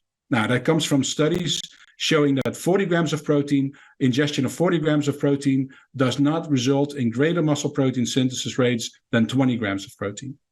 So it's assumed that 20 gram is the optimal amount in healthy people. And of course, we always have those discussions. If you're 120 kilogram, you probably need more. If you're 50 kilogram, you probably need less. Yes, but you can't do a study with every individual in the world. But so 20 grams. Now, if you assume that you will have an anabolic response to each main meal, then the advice is there to ingest 20 grams of protein with each main meal. Now, if you're becoming older, there's suggestions you need more to compensate for that. But let's stick now with healthy people. That's 20, 20, 20, possibly also an evening protein snack 20, and then you already have 80 grams of protein, which for most people is already more than 1 to 1.1 grams of protein per day. Now, we are people that believe that you actually could use more protein, which automatically happens when you become active, because when you become active, you eat more, and then you easily eat more than 1.1. So it's a non-discussion. But so the idea is distribution of protein that every meal is an anabolic response. Just one question, Luc, before you go further. This 20 grams is the maximum amount of protein you need to get maximum protein synthesis, muscle protein synthesis, was based on what type of protein? That was based on milk and egg. So there was a study on milk and there was a study on an egg. Okay, protein. So it's whole food. It's not using just whey or just casein.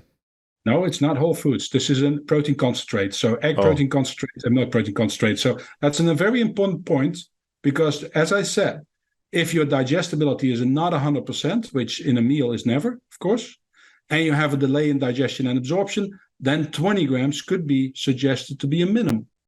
Yeah. So in other words, what I'm hearing here is for people like me who don't really like shakes that much, I prefer to eat food as opposed to drink shakes. I do drink them because sometimes it's convenient. But if you're going to try to get this through food, by definition, you're going to be working with an inferior protein from the standpoint of speed in terms of digestibility and rate of digestion. So you might need a protein meal that's 30 grams or more. And then if you're, 90 kilos, you're probably on the bigger end of that. Anyway, it might be 40 grams that you need per meal of real food. Is that kind of how you would think about that? Yes. And so automatically you also get to that because we always have those discussions, of course, because if I say that you need more protein, you ingest more protein, then they look at me like I'm advocating a high protein diet. But these discussions are, of course, always a little bit weird. If you have a 65 kilogram weighing Tour de France cyclist and he only consumes a very little amount of protein in the form of only 10% of his energy intake, he's still ingesting probably more than 2.5 grams of protein per kilogram body mass per day, even though he absolutely doesn't need it for his limited amount of muscle. So the more active you become and the more healthy you are, the more protein you consume. We always have, World Health Organization says 0.8 grams per kilogram body mass per day. But yes, maybe you can survive on that. That's fine. But it's certainly, in my beliefs, not optimal. But even whether it's optimal or not, it's a non-discussion. Every healthy, relatively sedentary person, whether it's here or in England or the US, people consume about healthy people, and nothing strange, and not complete recreational athletes, already consume 1.1 to between 1.1 and 1.3 grams of protein per kilogram body mass per day. And they're not even trying to consume more protein. Yeah, we're typically pushing our patients to much higher than that. Like we're asking patients to be closer to 1.6 grams per kilo.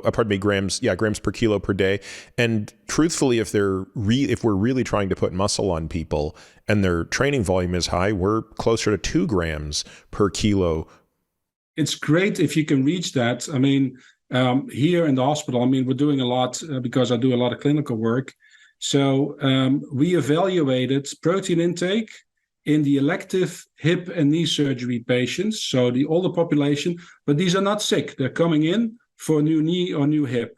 So this is a new generation of patients that we get, of course, because in the past that was associated with a lot of pain, but these are patients that want to go skiing with the grandchildren again.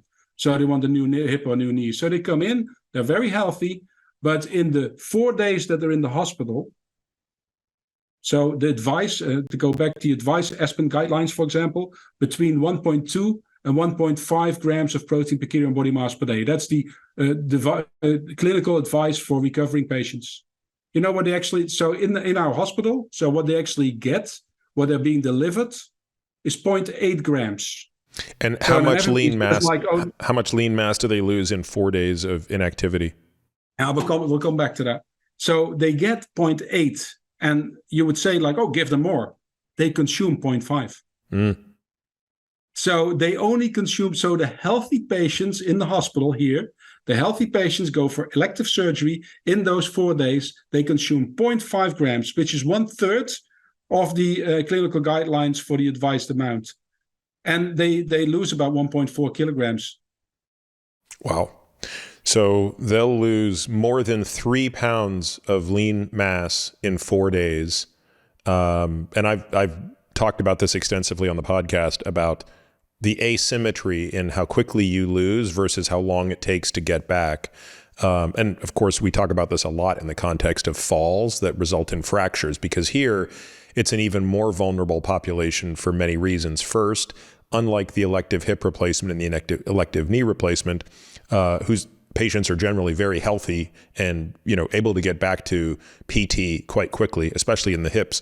The people who are falling and fracturing femur and neck of femur and hip, they're typically not as healthy, and they're much longer to get back to recovery, and they're potentially bedridden for much longer periods of time, and oftentimes they never make it back to the level of muscle mass, strength, and function prior to. In fact, I'm not sure if you're aware of this statistic. You probably are, but Adam Cohen on this podcast mentioned that, we talk a lot about the 15 to 30% of people over 65 who will die within a year of a hip fracture. What we don't talk a lot about is the 50 of the people who don't die, call it the 70 to 85% who don't die within a year, 50% of them never regain their same function pre-fall. In many ways, I find that statistic even more profound. I was giving lectures for a group of older people, general public here, and I basically mentioned those numbers, not thinking about basically what I was saying. So half the audience turned white when I said that, because of course there were a lot of people that actually broke their hip. But we took biopsies from patients coming in with a hip fracture after falling.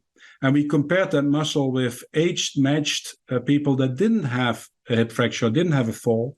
And we compared it with young women. And in these, most women are the ones with the hip fractures because the men have already passed away.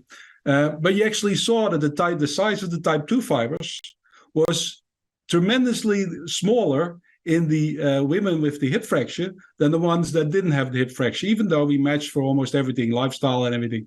Although what's very interesting there is the causality could be in reverse. I think you could also make a very compelling case that having smaller type 2 fibers, which means having less power, having less force generating capacity, would make you more susceptible to a fall. In fact, I wouldn't be surprised if there's a bidirectional association. So lower type 2 muscle fiber size and density, much more predisposition to a fall. Once you are inactive, you now experience even greater atrophy, which, as you pointed out earlier, atrophy of the type 2A muscle fiber is, I would argue, should be described as one of the hallmarks of aging, right up there with, decreased mitochondrial functioning, increased senescent cells, all of the things we typically think of with aging. We should really be adding atrophy of type 2 fibers.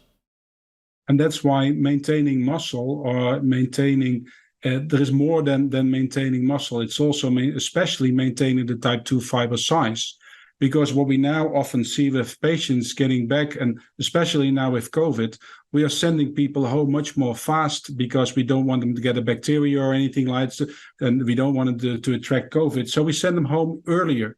Now, what happens when a lot of older people go home, even if it's not a hip fracture, but an elective knee or hip surgery, everybody means well. So children, grandchildren, well, actually, the first thing that they will do while you're in the hospital, they'll put your bed downstairs into the living room. So those people will never walk stairs again. First of all, they're afraid of walking stairs. They won't walk stairs again anymore because everything is put down. So they never recruit their type 2 fibers anymore. They might go for walks, but you don't recruit those type 2 fibers. So you need to stand up from the toilet several times in a row. You need to do, or if possible, resistance training. You need to have somebody do resistance training with you or walking stairs. You need to recruit those type 2 fibers, because otherwise it just goes down. And that's very nice. We now believe that age-related muscle loss is not, it's a demographic, but it's not a physiological process of a slow decline in muscle. We now believe it's short, successive periods of reduced physical activity that are actually experienced, after which they don't fully regain their muscle. And that adds up in the last 2 decades of life. And that seems to be contributing to the muscle loss that we see in those demographics. Let's talk about that again, because I think that is such an important point that I want to make sure not a single person listening to us missed that point. Let me restate it, and I want you to clarify. We have long looked at data these are all sorts of data. These are anthropometric data. These are functional data where we put activity monitors on people. And there is an unambiguous and clear decline in spontaneous activity, deliberate activity, and lean mass in the aging individual. And the decline starts somewhat slowly, and by about the 7th decade starts to accelerate. By the 8th decade, when a person is in their 70s, the decline is so rapid that it appears almost irreversible. We would typically talk about this as an inevitability of aging. Hey, that's just the physiology of what happens to the muscle. But a minute ago, you said something entirely different, which suggests that it is not inevitable and that it is not a continuous slope of decline that reflects some physiologic process within the atrophying muscle, but instead it's a series of discrete declines, each one precipitated by a period of inactivity, some of them perhaps deliberate, meaning, hey, I'm going on vacation for a week and I'm just going to sit on the beach and do nothing. And some of them forced upon us by injury or illness. First of all, did I get it right? Is that what you basically said? Yes, and I think everybody has that observation. Think of parents or grandparents that you saw in the last, say, 10 years before they died. Everybody will say it started with that urethra infection. Yeah. It started with that surgery on the hip. And then you actually have all these little episodes. And then you saw that happening.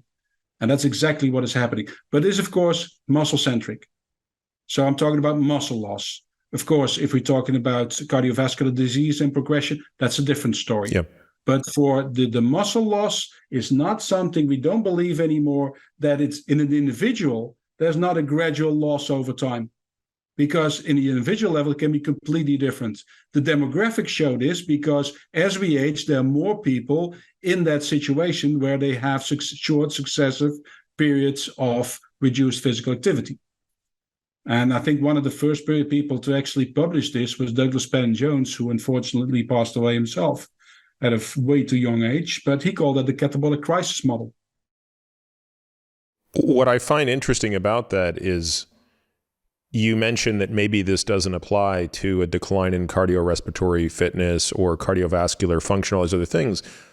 Maybe, but I would argue that a muscle-centric view could potentially be the most important view because when your movement stops, everything else deteriorates with it. So, people say, well, what would that have to do with heart health or brain health? I would argue it has everything to do with heart health or brain health. When a person becomes sedentary, everything deteriorates in its wake. Of course, your cardiovascular system will deteriorate at an accelerated rate. Of course, we know unequivocally your brain will erode at an accelerated rate when you become inactive. And of course, we know that the quality of your life, your happiness, your well-being will deteriorate as you become inactive. And so you could make a very compelling case, I believe, that a muscle-centric view might be the most important view. No, I agree. And it's like sometimes it's like talking to a mirror when you respond. So we've done bed rest studies in healthy people because we often use healthy young people as a model to see what inactivity does. And besides that 1.4 kilograms of muscle that we see disappear in a week, or if we immobilize a leg, almost 220 grams of muscle that is lost in a week. We also see a massive decline in oxidative capacity. We see a decline in insulin sensitivity. So all of these markers that we have for cardiovascular and metabolic health go down in a single week of inactivity. So it's completely right. But of course, in one person, it might be the cardiovascular decline that is driving the muscle loss, while in the other person, it's the muscle loss that's driving the cardiovascular decline. Well, I'll make another shameless plug for an idea that we talk about a lot on this podcast, which is this idea of the centenarian decathlon, this idea that the best way to avoid this fate when you're in your middle age, when you're young, whenever, is to be very deliberate and specific about the type of training and, of course, nutrition that is necessary to have the most physically robust final decade of life, what we call the marginal decade. And so if you train with great specificity to be very active and very independent and free of pain and all of those things in the last decade of your life, by definition, you're going to be doing a lot of varied forms of exercise, and you're going to have to be supporting that nutritionally to get there. I want to go back to kind of one last housekeeping issue on the protein side, which was the difference between whey and casein protein in identical amounts relative to the parameters you've spoken about: digestibility, speed of digestion, and amino acid composition. What are the differences, and where do you see the use cases clinically between them? So the digestibility is the same. It's 100%. So there's no differences there.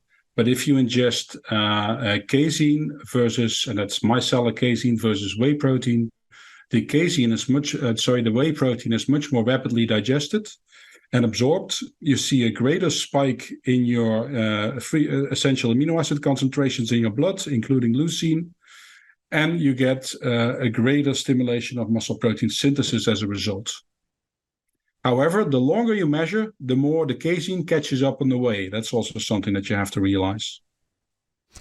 Yeah, tell us about that study that just came out a few weeks ago, which seemed to challenge a lot of the conventional thinking around the amount of usable substrate that one could ingest. So traditional thinking had been, boy, it's awfully hard to use more than 40 to 50 grams of protein in a meal for muscle protein synthesis. And if I recall, you had three groups in this study: a group that was given 0 protein, 25 grams of protein, and 100 grams of protein.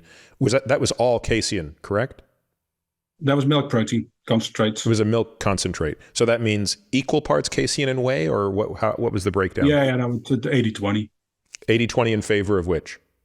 Casein is always 80 and whey is 20 in milk. Okay. So if you have milk, about 80% is casein, 20% is whey. Got it. And then tell us what you saw in that study over a long enough period of time. So this was a study where we used that intrinsically labeled protein combined with intravenous infusions of amino acids. And that allows us not only to measure muscle protein synthesis, but also how much protein is actually released in the circulation from what you ingest. And so we could make a full quantitative assessment of what is happening. Now, previously, like I said, most of our studies, people like to work on office hours. So you have 2 hours of a run-in period, maybe an hour of an intervention, and then 4 to 6 hours of postprandial, so after a meal measuring of muscle protein synthesis. So those are long days. So most of the studies so far show that 20 grams of protein does not do better than 40 grams of protein to stimulate protein synthesis for up to 4 to 6 hours, because that's typically what we do. Why do we always measure 4 to 6 hours? That's all the labs doing this kind of work, is because that's the time between 2 meals. So that makes sense. So the 40 grams always, if you see the studies and a lot of other labs, it tends to look more than the 20, looks like a greater response than the 20 grams, but it's not significantly different. And what we saw with the intrinsically labeled protein, that a lot of that protein is not digested yet, or at least not released in the circulation. And the longer you measure, the more of that protein is still coming in. Same with what I said, the casein is catching up on the whey because a lot of the casein is not absorbed yet. So what Jorn wanted to do, and this was crazy because he wanted to ingest 100 grams of protein. To be honest, he's so crazy, he actually wanted to have more treatments. And I said, it's not going to happen because that's way too expensive. And this was already very expensive. So we did a 0, 25 is what is being advised, give or take. And then the 100 gram as an absolutely unpractical amount. And so we actually measured, if I'm correct, at 4, 8, and 12 hours after the ingestion. And so what you saw is that if you measure for an extended period of time, that 100 gram is still increasing muscle protein synthesis for a longer period of time, resulting in a greater response over time. So the suggestion that you can't get a greater response with more protein is biased. It's biased because you don't measure long enough. Now, the problem is, this is a study that everybody, at least in my field, needed to see, so to better understand what is happening. But it doesn't necessarily translate. And of course, that's the problem now with papers. People start calling me, like, interview this, interview that. Like, should I eat one meal a day? No, that's not what we're saying. I still think that it's good to have a distribution of protein throughout the day, that every meal has an anabolic response. But it doesn't mean if you have small meals that you're going to disappear in 3 weeks. So the body adapts. And if the body has a huge meal, it's still being used. Makes sense, because if you have we also wrote that in the discussion, if you have a snake or a crocodile that once in so many days devours a goat or a chicken or whatever, then it can actually see that animal actually stuck in the gut for weeks, and it's actually consuming it. Now, to some extent, humans can also do that. So it just shows you that the response, there's no limitation in the response, and it can actually range longer than what is previously expected. Do you think if you did that experiment, but instead of using a milk concentrate, which was majority casein, you used a pure whey isolate, do you believe that you would have still seen muscle protein synthesis at the 12-hour mark? Or do you think that the rapid digestibility of whey would have changed the kinetics significantly and you would have been largely done at the 4 to 6 hour mark? Yeah, good question. But I think that the differences, I think the difference between the 25 and the 100 grams might have been smaller, but it would still be evident. Because then the duration of the extension is smaller, of course, with the whey than with micellar casein. But the comparison with milk is very small, because, I mean, milk still is very rapid. I mean, it's always funny that people say, like, this is slow or this is fast. I mean, casein, it's all relative. whey, it's all milk, relative. It's all very fast. It's all concentrated proteins. Yeah. If you compare it with full meals, you get a completely different picture.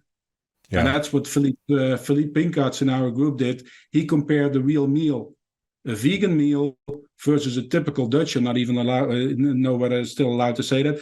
Typical meal was actually in Holland vegetables, potatoes, and a piece of meat. Now, we made those two plates having exactly the same energy and exactly the same amount of protein. But now we also have that digestibility factor in there, because we weren't using powders in a drink. We actually have a full meal, a plate with all vegan, whole foods, and a plate with a piece of meat and potatoes and some veggies. And was the vegan plate, was it cooked protein or was it raw? Yes, it was cooked protein. Okay. But it has a little bit more fiber. Yep. The plate is also a little bit bigger, because the energy density is, of course, smaller. And then everything comes together, also with the digestibility. And then you actually saw no measurable anabolic response with the vegan meal, and you saw a massive anabolic response, muscle protein synthetic response, with the omnivorous meal. And that shows you that, I mean, and that doesn't mean, before everybody just staggers again, that I say that you shouldn't be eating vegan. But the point is that an omnivorous meal with animal-derived proteins has a greater response when you compare it in an amount, the same amount of protein. So quality counts. Let's go back to what you talked about with respect to, we completely talk about the relative speed between whey and casein, but let's put those in the context of a meal. So what does the kinetics curve for a casein shake look like compared to ground beef or whole steak? Is it significantly faster? No, that's similar. Cooked beef is I mean, it's still very fast. So if you have cooked meat or concentrated protein isolate from an animal source, it's all very rapidly digested and absorbed with peak amino acid levels, I think, between 30 and say 75 minutes. If you have a full meal with potatoes, veggies, fibers in it, it will take 2 to 3 hours longer. Got it. From a very selfish standpoint, I want to ask you a question. So I always do my strength training in the morning, and Many days I just don't, I'm either not that hungry or I kind of run out of time before I need to jump into stuff. And I'm not always diligent about eating or consuming protein right after that workout. Now, truthfully, in part, it's because, well, I want to ask you this question. Let's just assume two scenarios. Scenario one is finish exercising, finish strength training, consume nothing but water, coffee for another 3 or 4 hours before consuming a high protein meal, versus finish exercising and immediately consume 25 grams of whey protein in a shake with nothing else in it, just whey protein in water. You're getting 100 calories, chug it down, and then eat that, protein rich meal of 40 grams 4 hours later. Significant difference in muscle protein synthesis between these two over the course of days? Or does it all come out in the wash where, assuming you get iso amounts of protein throughout the day, does it matter? On 24 hours, definitely. There's a difference. For example, if you ingest protein immediately after exercise, you get, at least for the first 5 hours, you definitely have a much greater response, because exercise makes the muscle more sensitive to the anabolic response to food intake. However, what people forget is that your response to breakfast the next day is still increased, and probably also your lunch and dinner the next day. So if you do an exercise session today and you get all freaked out that you didn't get a milkshake after your session, don't worry, because the next day, all your 3 meals are going to be greater responses because of the exercise. So I get so many times the question like, how important is the meal before or after the exercise? And I say, if you do consistent training, then there's always 3 meals before your session and after your session, because you train every day. So then every meal is still responding to the previous exercise session. Now, is there a benefit of immediately after exercise versus a few hours later? We've done that study not sure whether we touched that topic as well. Pre-sleep protein feeding, that's a topic that we've been working a lot on, also on patients.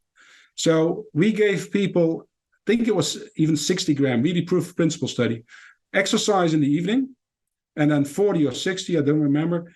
We gave protein then, and then we measured the response the next morning after breakfast, after 20 grams of protein in the morning. So what I was thinking, like, if there is a window of opportunity, then if you give 60 grams of protein immediately after exercise, maybe you shorten the window of opportunity. So if you already provided the exercise after the session, you don't respond as well to the next dinner the next morning. Does that make sense? Yeah, what I'm basically hearing you say is if you have 100 units of response in you, the timing of your meal might not impact the total amount of response. It just determines when that response occurs. So if I slug that 25 grams of whey protein as I'm walking out of the gym, I will get more of my 100 units of response then, but I will get less of it 4 or 5 hours later when I have a big protein lunch. I think that's a much clearer explanation than that. So that was basically the design of the study. And it fits with what I've learned, of course, for glycogen. Because you ingest carbohydrates immediately after exercise, so you accelerate glycogen resynthesis.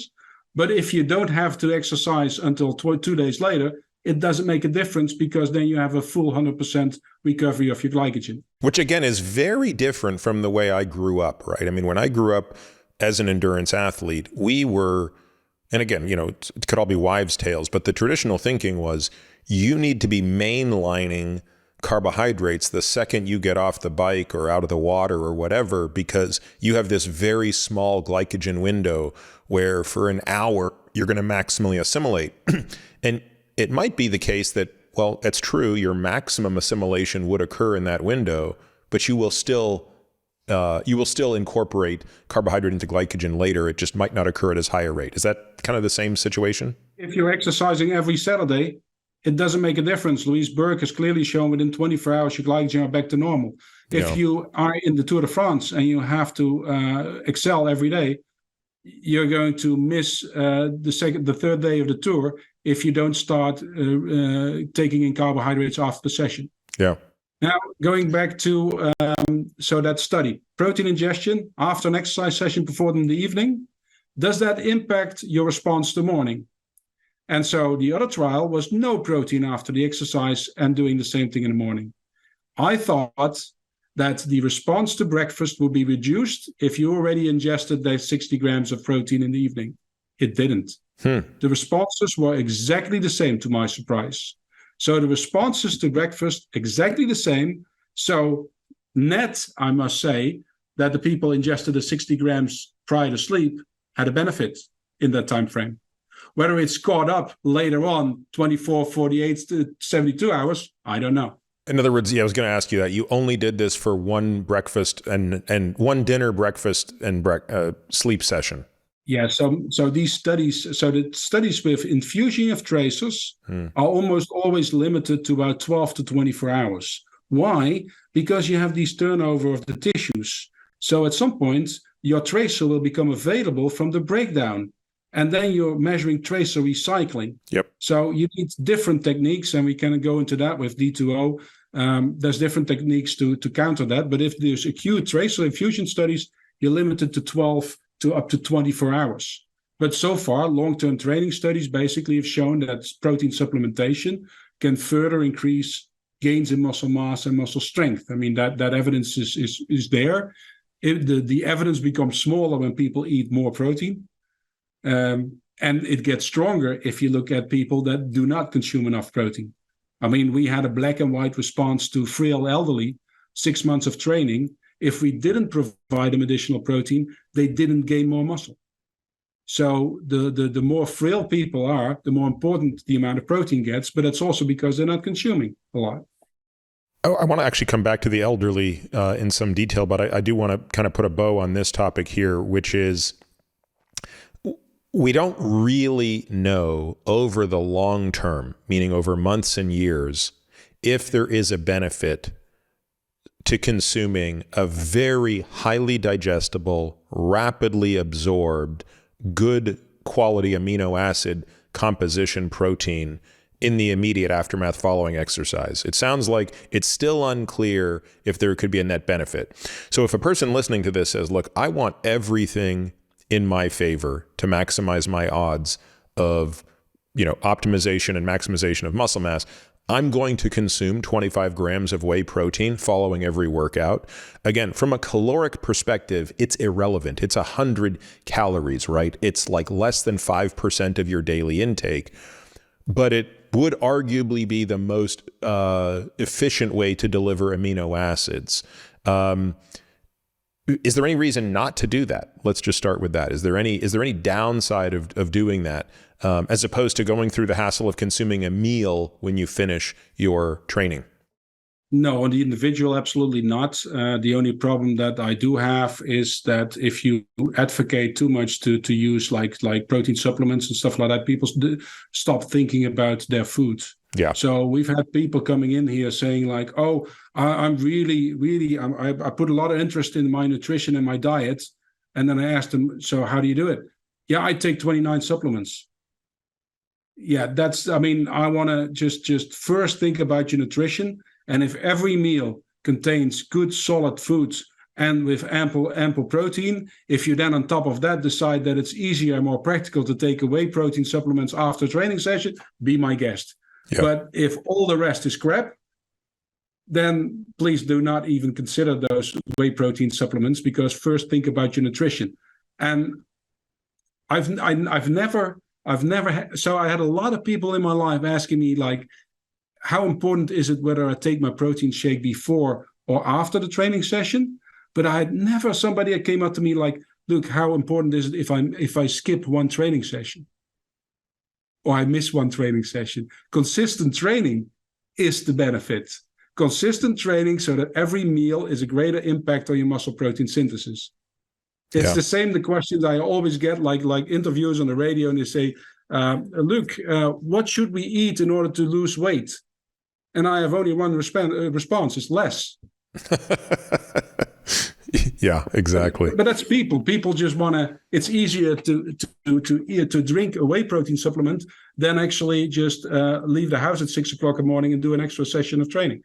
Yeah. Let's talk a little bit about eating less, because again, people who listen to this podcast are very familiar with the way I think about this, but I'll just sort of explain it to you very, very quickly. I sort of break it down into 3 strategies to go about eating less. So strategy 1 is a very deliberate strategy called caloric restriction. So it's the only way that you directly go about eating less, which is, clearly what bodybuilders do, where they're tracking every macronutrient, every calorie, they are counting them, and they are shrinking that volume of calories lower and lower and lower to reach an energy imbalance that is sufficient for the amount of fat loss that they're trying to produce. Again, you could argue that this is the most flexible way to go about weight loss because it is agnostic to when you eat or what the actual constitutive, elements are of the diet. It's really just paying attention to the energy balance or imbalance. The second way that you can go about doing this is indirectly through dietary restriction, right? So you talked about a vegan diet. Hey, you're taking a lot of things out of the diet, and many of them are energy dense. So there's a very good chance you're going to lose weight just on the basis of the restriction. Similarly, with a ketogenic diet or something of that nature, you're going to really generally eat a lot less. And it's that effect of the diet on perhaps your appetite and food choices that's going to result in lower energy intake and therefore energy imbalance. The third technique, also indirect, is time restriction, which people call intermittent fasting. Here, you're going to make a larger and larger window of non-eating, and by extension, a smaller and smaller window of eating that eventually results in a caloric deficit. Now, we have historically, meaning in our practice, cautioned people about excessive use of time restriction if people fit a certain demographic. And that is, you are obviously overnourished, which is our way of describing you have excess adiposity, you have high visceral fat, all of these things, you're metabolically unhealthy, so you're overnourished. We need to make you less nourished. But if you're also under-muscled, I get very worried about excessive time restriction because with calorie restriction comes protein restriction, and with protein restriction comes not just a reduction in mass, which on some level is the goal, but a disproportionate loss of lean mass. And so I want to pause there. Does this resonate with you, all of these, the sort of trade-offs? Yeah, yes. I mean, no, I fully agree on that. The third one is, of course, the time-restricted feeding or intermittent fasting. It works for people, but it doesn't work in a scientific setting because now there's a lot of studies coming out. We've also done a study in that area. So if you standardize the nutrition, so the caloric content of the diet, you actually see exactly the same fat loss or weight loss with the intermittent or the time-restricted feeding versus the same feeding, but then X% of less caloric intake. Doesn't make any difference. Yeah, However, so let's just make sure, but let's just make sure people understand what you just said, and I want to make sure I understand what you just said. You're saying that if you normalize for calories across the course of the day versus in a shrunk window, if it's the same number of calories, there's no weight loss.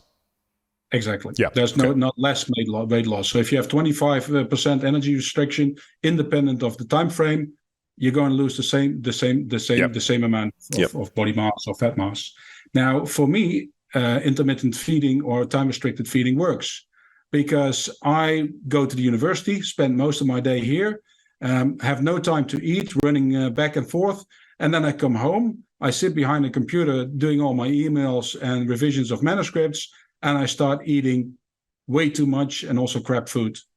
So I think more than 70% of my food intake, energy intake, is between 7 or 8 and 12 o'clock at night. If I do time-restricted feeding from, say, 10 to 6, I will lose weight because I wouldn't have time to eat that amount of calories in that time frame. And that's good for a lot of people because they actually change their homeostasis, and for a few weeks they lose a lot of fat mass, and then they start eating differently, and then they gain weight again. So sometimes it's easy to change your routine and your bad nutritional habits, but the time of feeding is not a metabolic effect to lose more weight. Yeah, so what we like to do to try to get around the effect of people losing too much lean mass. And again, I find this to be particularly important in women who want to lose weight using a time-restricted feeding approach, but who, frankly, already have an ALMI or an FFMI that's in the bottom 20%. Just for folks listening, these are two different ways that we measure and quantify lean mass on people. So this is people that are coming in with, they're under-muscled, as we describe them. We will say, look, if you want to eat between, 2 p.m. and 7 p.m., that's your feeding window. You have a 5-hour window to eat. So you're 19 hours of not eating, 5 hours of eating. We find that women can't, and again, I say this because it is mostly women that experience this, but I think it could be true for anybody. It's very difficult to consume your total amount of protein if we're trying to get you to 1.6 or 1.8 grams per kilogram in a 5-hour period. Furthermore, you have that 19-hour window where you're missing one of the major inputs to muscle protein synthesis. So a workaround is, hey, during that period of time, you're going to have 2 shakes that are virtually no calories, but are going to give you 50 grams of protein. You're going to have a 25-gram whey protein shake, again, just mixed with water at 8 o'clock in the morning, and again at 11 o'clock in the morning, and then at 2 o'clock, you're going to eat a meal, and at 7 o'clock, you're going to eat a meal. So you're going to get your total amount of protein, and yeah, you've sort of cheated on your time-restricted feeding because you've had 200 calories outside of it. But let's be honest, the purpose of this is caloric restriction. That 200 is relatively small compared to what you would have consumed throughout the day. So again, long question, I apologize, but it's as much for the listener as it is for you. Would you take that approach as a better way to tackle 2 simultaneous goals? Lose fat mass, preserve or gain lean mass simultaneously? That would be the main goal, and I would completely agree, but I miss one factor, and I'm 100% sure that you actually added the factor. Of course, the training effect, yes. The resistance training. Yes. So if you have, old studies show that if you have a caloric restriction, you lose fat-free mass, you lose muscle mass. But if you do twice a week a resistance training session, even in a caloric deficit, you don't lose muscle mass. So you can prevent the muscle mass with simply 2 sessions of resistance type exercise a week, preferably more, but of course that's the minimal. Yeah. So besides that protein, it's the exercise that makes you respond way more to the same or less amount of protein that you ingest. And in the scenario I described, where you're going to have that person have a protein shake at 8 o'clock in the morning and, 11 o'clock in the morning, and then eat 2 meals between, say, 2 and 7, it's probably not that important where the training session goes within that day at this point. I think for many people, it's just convenient to do the exercise in the morning. And I agree, of course, that's half the battle, is you have to have the training stimulus to produce the effect. Yeah.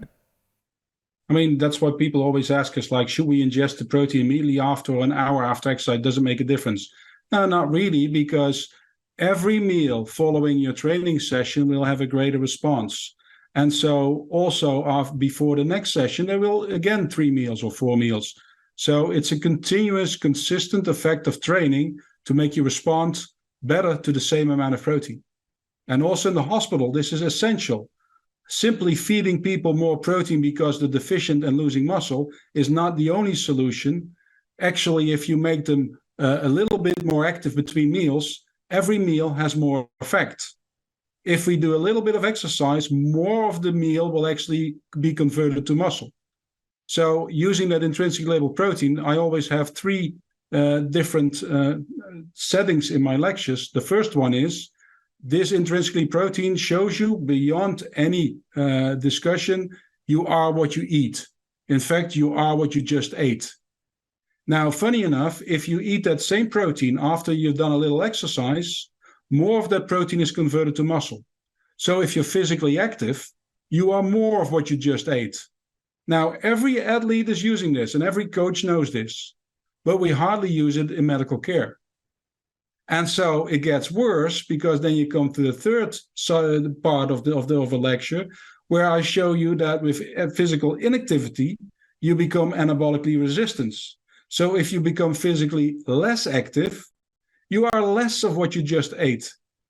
Now, the problem is when you become sick or ill or you get surgery, you have two issues. You exercise less or you become less physically active, but you also eat less. So it's a double whammy downwards. And that's what makes us so susceptible and vulnerable to a short period of inactivity or sickness. The term anabolic resistance is intuitive because obviously people understand what insulin resistance is, but with insulin resistance, we can actually really explain mechanistically what's happening. I referred to Jerry Schulman. He provided a very, very elegant explanation of what's happening intracellularly, right? What the triglyceride or diacylglyceride, if I'm not mistaken, is doing in the cell and how it's impeding the signal transduction to move the GLUT4 transporter up to the translocated site to bring more glucose in, et cetera. I haven't followed that discussion, but I mean, it's still, as I believe, it's still a discussion which fatty acid intermediate is actually causing the whole signaling. Is it the storage of the fat? Is the inflammation that you get from the storage of fat? Is it diacylglycerol? Are the ceramides, the fatty acyl-CoA? I mean, yes, but it's at least the inability to process that fat in the muscle is inducing the insulin resistance. So the question now is, do we have the same level of detail around what is actually inducing anabolic resistance, which is a topic that I don't think people are as familiar with, but unfortunately need to be as familiar with, given its prevalence under two conditions, inactivity and aging? I think that's the million-dollar question. So I think the first time that anabolic resistance was published, as a name was coined, was by the people in Dundee, Mike Rennie, the late Mike Rennie. So he did a study where he provided essential amino acids to people, young and elderly. And when they provided a greater amount of essential amino acids, you saw in the young people a greater muscle protein synthetic response. As we discussed before, he got the greatest response, the highest muscle protein synthesis, following the provision of 10 grams of essential amino acids, which is perfect because 10 grams of essential amino acid translates to about 20 grams of protein. So it nicely fits with those other studies. If he gave 20 grams of essential amino acids, there was no significant further increase over the next few hours. So that was normal response and in line with everything that we discussed before. If he did the same thing with the older population, he saw that increase in muscle protein synthesis was less steep and also leveled off more rapidly. So that's how he coined anabolic resistance. And that was, I think, 2005. Now, it took our lab almost 10 years to verify or to confirm those data because we wanted to show the same thing with a less lab-based approach, not essential, with that 20 grams of intrinsically labeled protein. And so when we actually finally managed to do that study over a long period of time, we saw that basal protein synthesis is not different between young and elderly. So if they're relatively active, basal protein synthesis, if there's a difference, it's actually higher in elderly than in young. But the response to the 20 grams of protein was much less in the older population.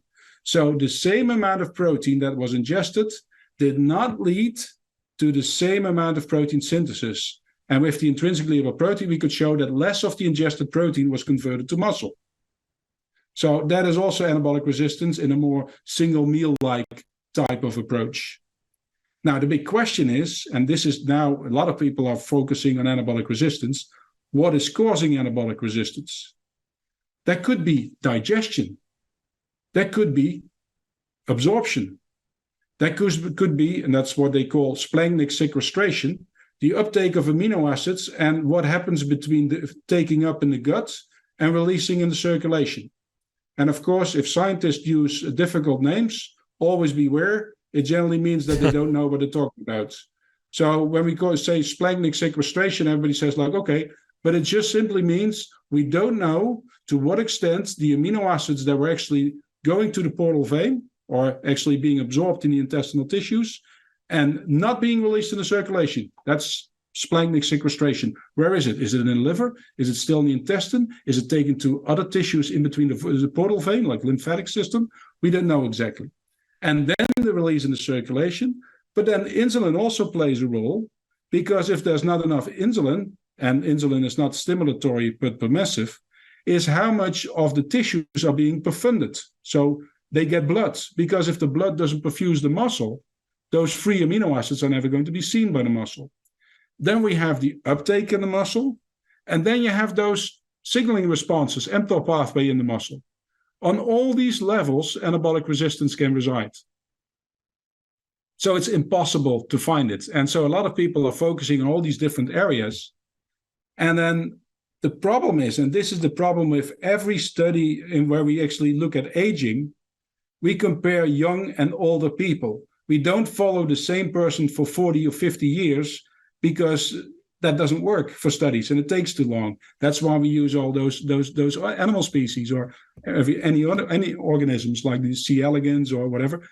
So if we compare young and old, we're not comparing the same person. We're actually comparing lifestyle, comorbidity, pharmacological interventions that they have, food intake, all of these things. But I just said that physical activity makes the muscle more sensitive to the anabolic properties of amino acids. Does it make perfect sense to say that less physical activity makes the muscle less sensitive to amino acids? So the only way to study this, and this is what we do, is we immobilize young people.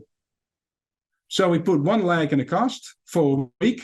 And then if you didn't believe the story about 1% to 2% turnover of muscle, you know, because even after a week, when the cast comes off, you don't need an MRI scan to see which leg had been in the cast, because you actually see the muscle as the loss of muscle in that leg. How much do you have to pay a young person to subject themselves to a week in a cast? Oh, to be honest, that is actually, so 1 week is, 6 weeks will be difficult, especially here with health sciences and medicine. A lot of the students, are active, but one week they actually love the experiment. Now they can choose the color of the cast as well. So I think of some of the crazy experiments I got paid to do while I was in medical school. At the time, what I would do for $1,000 was, I won't admit it publicly. Have you been able to study this longitudinally in a mouse, for example, where? No. So we only do human studies in vivo.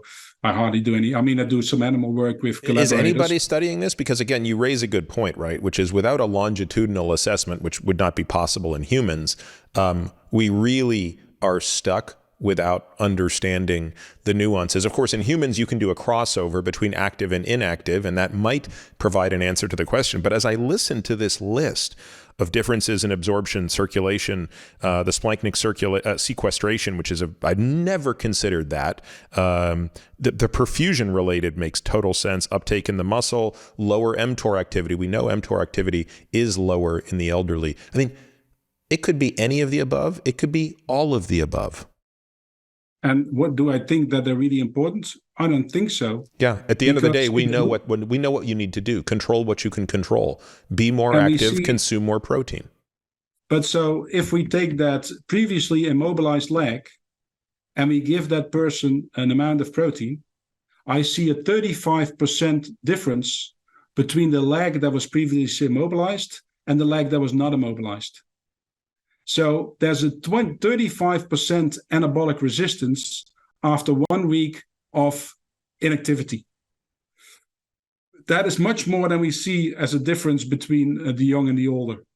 So with 1 week of inactivity, I can make a young leg or a young muscle respond completely like a senescent muscle.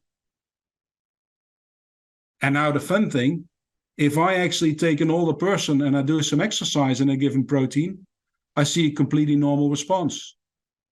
If I take a biopsy of an older person, I see smaller type 2 fibers. If I train that person for 3 months, the type 2 fiber is bigger than the type 1 fiber. And I don't see any difference in the response to a younger person. And I can say the same thing about satellite cells. So muscle on itself doesn't seem to get that old. It actually still responds completely normal, and I can normalize for age by physical activity. Yeah, I was about to say that the two examples you gave there completely changed the discussion. Again, I think it's worth restating them because when you're saying so many important things, I just want to make sure people are not missing these, right? So you took a group of young, healthy people who presumably have lots of anabolic capacity.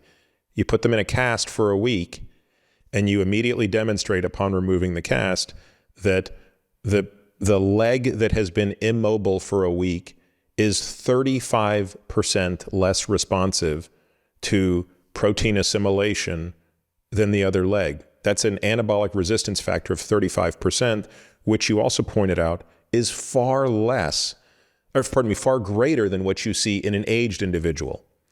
The other thing you said was... Depends whether that aged individual, an active older or a normal oral. If that older person is lying in bed for 3 weeks with COVID, we're talking about other situations.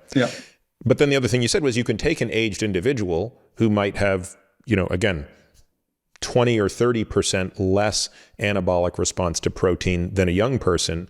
But if you exercise them, you can bring them up to the same level as a younger person. These two factors suggest that activity might be the main determinant of anabolic resistance. And an aging individual or age within an individual is simply a proxy for activity. And so it's more difficult for older people to maybe do the same training loads, but the muscle itself is still responsive. So the good news is you don't have to start exercising when you're 40 to actually have good muscle when you're 80. You can still do it at 70. Now, it's better to do it at 40 as well, but at any age, and that's also 100 plus, the muscle is still very responsive to physical activity. And it has nothing to do with hormones. And that is also something that I get so fed up with. We've just finished a study with prostate cancer patients. Now, you know what happens when they get androgen deficiency therapy? They lose a lot of muscle mass, they gain a lot of fat mass, they have an increased risk of becoming diabetes, developing cardiovascular disease, besides the effects that they become a little bit lethargic. We did training with them, resistance training, 2 to 3 times a week. The ADT had no effect on their muscle mass. They actually gained muscle mass. So despite the fact that they had no testosterone, they were basically chemically castrated, 2 to 3 times per week resistance training, increased muscle mass, increased muscle strength, and attenuated fat mass gain. It's that easy. It's ridiculous that people go on ADT and are not immediately getting resistance training in addition to it, because it prevents all the negative side effects. Yeah, I think you've now hit on the second point that I think is really frustrating and difficult to hear. And I really hope that there are people out there in a position to do something about this, right? Which is, look, there's such a disconnect in medicine when it comes from doing really wonderful things to then missing the boat on the support system that's needed. So the two examples here is the one you just gave, right? Does it make sense to put a man on androgen deprivation therapy? Yes, it does, under certain circumstances. If a man has metastatic or inoperable high-grade prostate cancer, he needs to be on androgen deprivation therapy. And as you pointed out, he is being chemically castrated. And I have seen many of these men, and they are quite miserable because they are losing lots of muscle mass, they are gaining lots of fat, and they are becoming metabolically profoundly unhealthy. And yet you would think that for every oncologist that puts a patient, or every urologist who manages a patient through androgen deprivation therapy, it should be as important that prescribed alongside that androgen deprivation therapy is a resistance training program and a proper diet around high protein intake. And I would say, look, you should be resistance training 4 or 5 times a week. I mean, this is the most potent thing you have to counterbalance that. And the other example you gave that's just infuriating is to think of all of these sedentary hospitalized patients who are basically being protein restricted. Again, we talk so much in the United States, and I'm sure it's true in Europe, about the cost of healthcare and the burden of healthcare and the burden of the sick individual, and how so many dollars of a person's healthcare allotment are spent at the end of life when the quality is so low. And yet, the system itself is broken in that it doesn't even understand the basic fundamentals of exercise and nutrition. And the funny thing about this that isn't really funny is this is what I think gives much of the population a total lack of trust in the medical establishment, because they see, hey, you guys don't know about exercise and nutrition. So why should I believe you on these other things where, you actually do have an authority? And I feel like I've seen an acceleration of this over the past few years. COVID clearly didn't help. So I think, that we can talk, we don't have to talk about why I think COVID policy eroded a lot of trust. But I think there's something even deeper than that, which is just a general belief that the medical system doesn't communicate through a strong position of knowledge when it comes to the real way to use exercise and nutrition as medical interventions. I think everybody knows that lifestyle is important, but they sometimes just do not realize how relatively easy it is to do it. And so we should have scientists and clinicians talk more. And it's changing, but it's going very slow. Give you a nice example. So when you're in the hospital, you get your last meal at around 5 or 6 o'clock if you're lucky. And then the next morning at, say, 8 o'clock or 9 o'clock in the morning. So you spent almost 9 and 6, so 15 hours of fasting. 15 hours of fasting when you're at the risk of losing muscle. So, and you're not eating in those 15 hours. That's stupid. Not a single athlete in the world will do that. Mm-hmm. So we were wondering, if you provide protein prior to sleep, does your gut actually process it while you sleep? Now, that sounds easier than said than done. So we called some of our subjects, and actually they call us, especially the elderly. They're really great to work with. It's amazing. So they call us and say, look, I haven't been to your lab in the last 2 years. Don't you have a study running that I can participate in? And then I would say, Mr. Janssen, come over. What we'll do is we'll take a muscle biopsy. Then we'll take a nasogastric tube, put a tube down your nose into your gut. We'll make you sleep in the hospital overnight. At 2 o'clock in the morning, we will tiptoe into the lab, push 40 grams of preheated intrinsically labeled protein in your gut without waking you up. And in the morning, I will wake you up with a muscle biopsy. And then they say, where can I sign up? It's really, these guys are really amazing. So, but we did this. And what happens if while they're sleeping and you provide the protein in the gut, it's rapidly digested and absorbed just as easily as in the morning. So there's no restriction there. And they actually synthesize muscle protein at night. And the next morning, we see the incorporation in the muscle.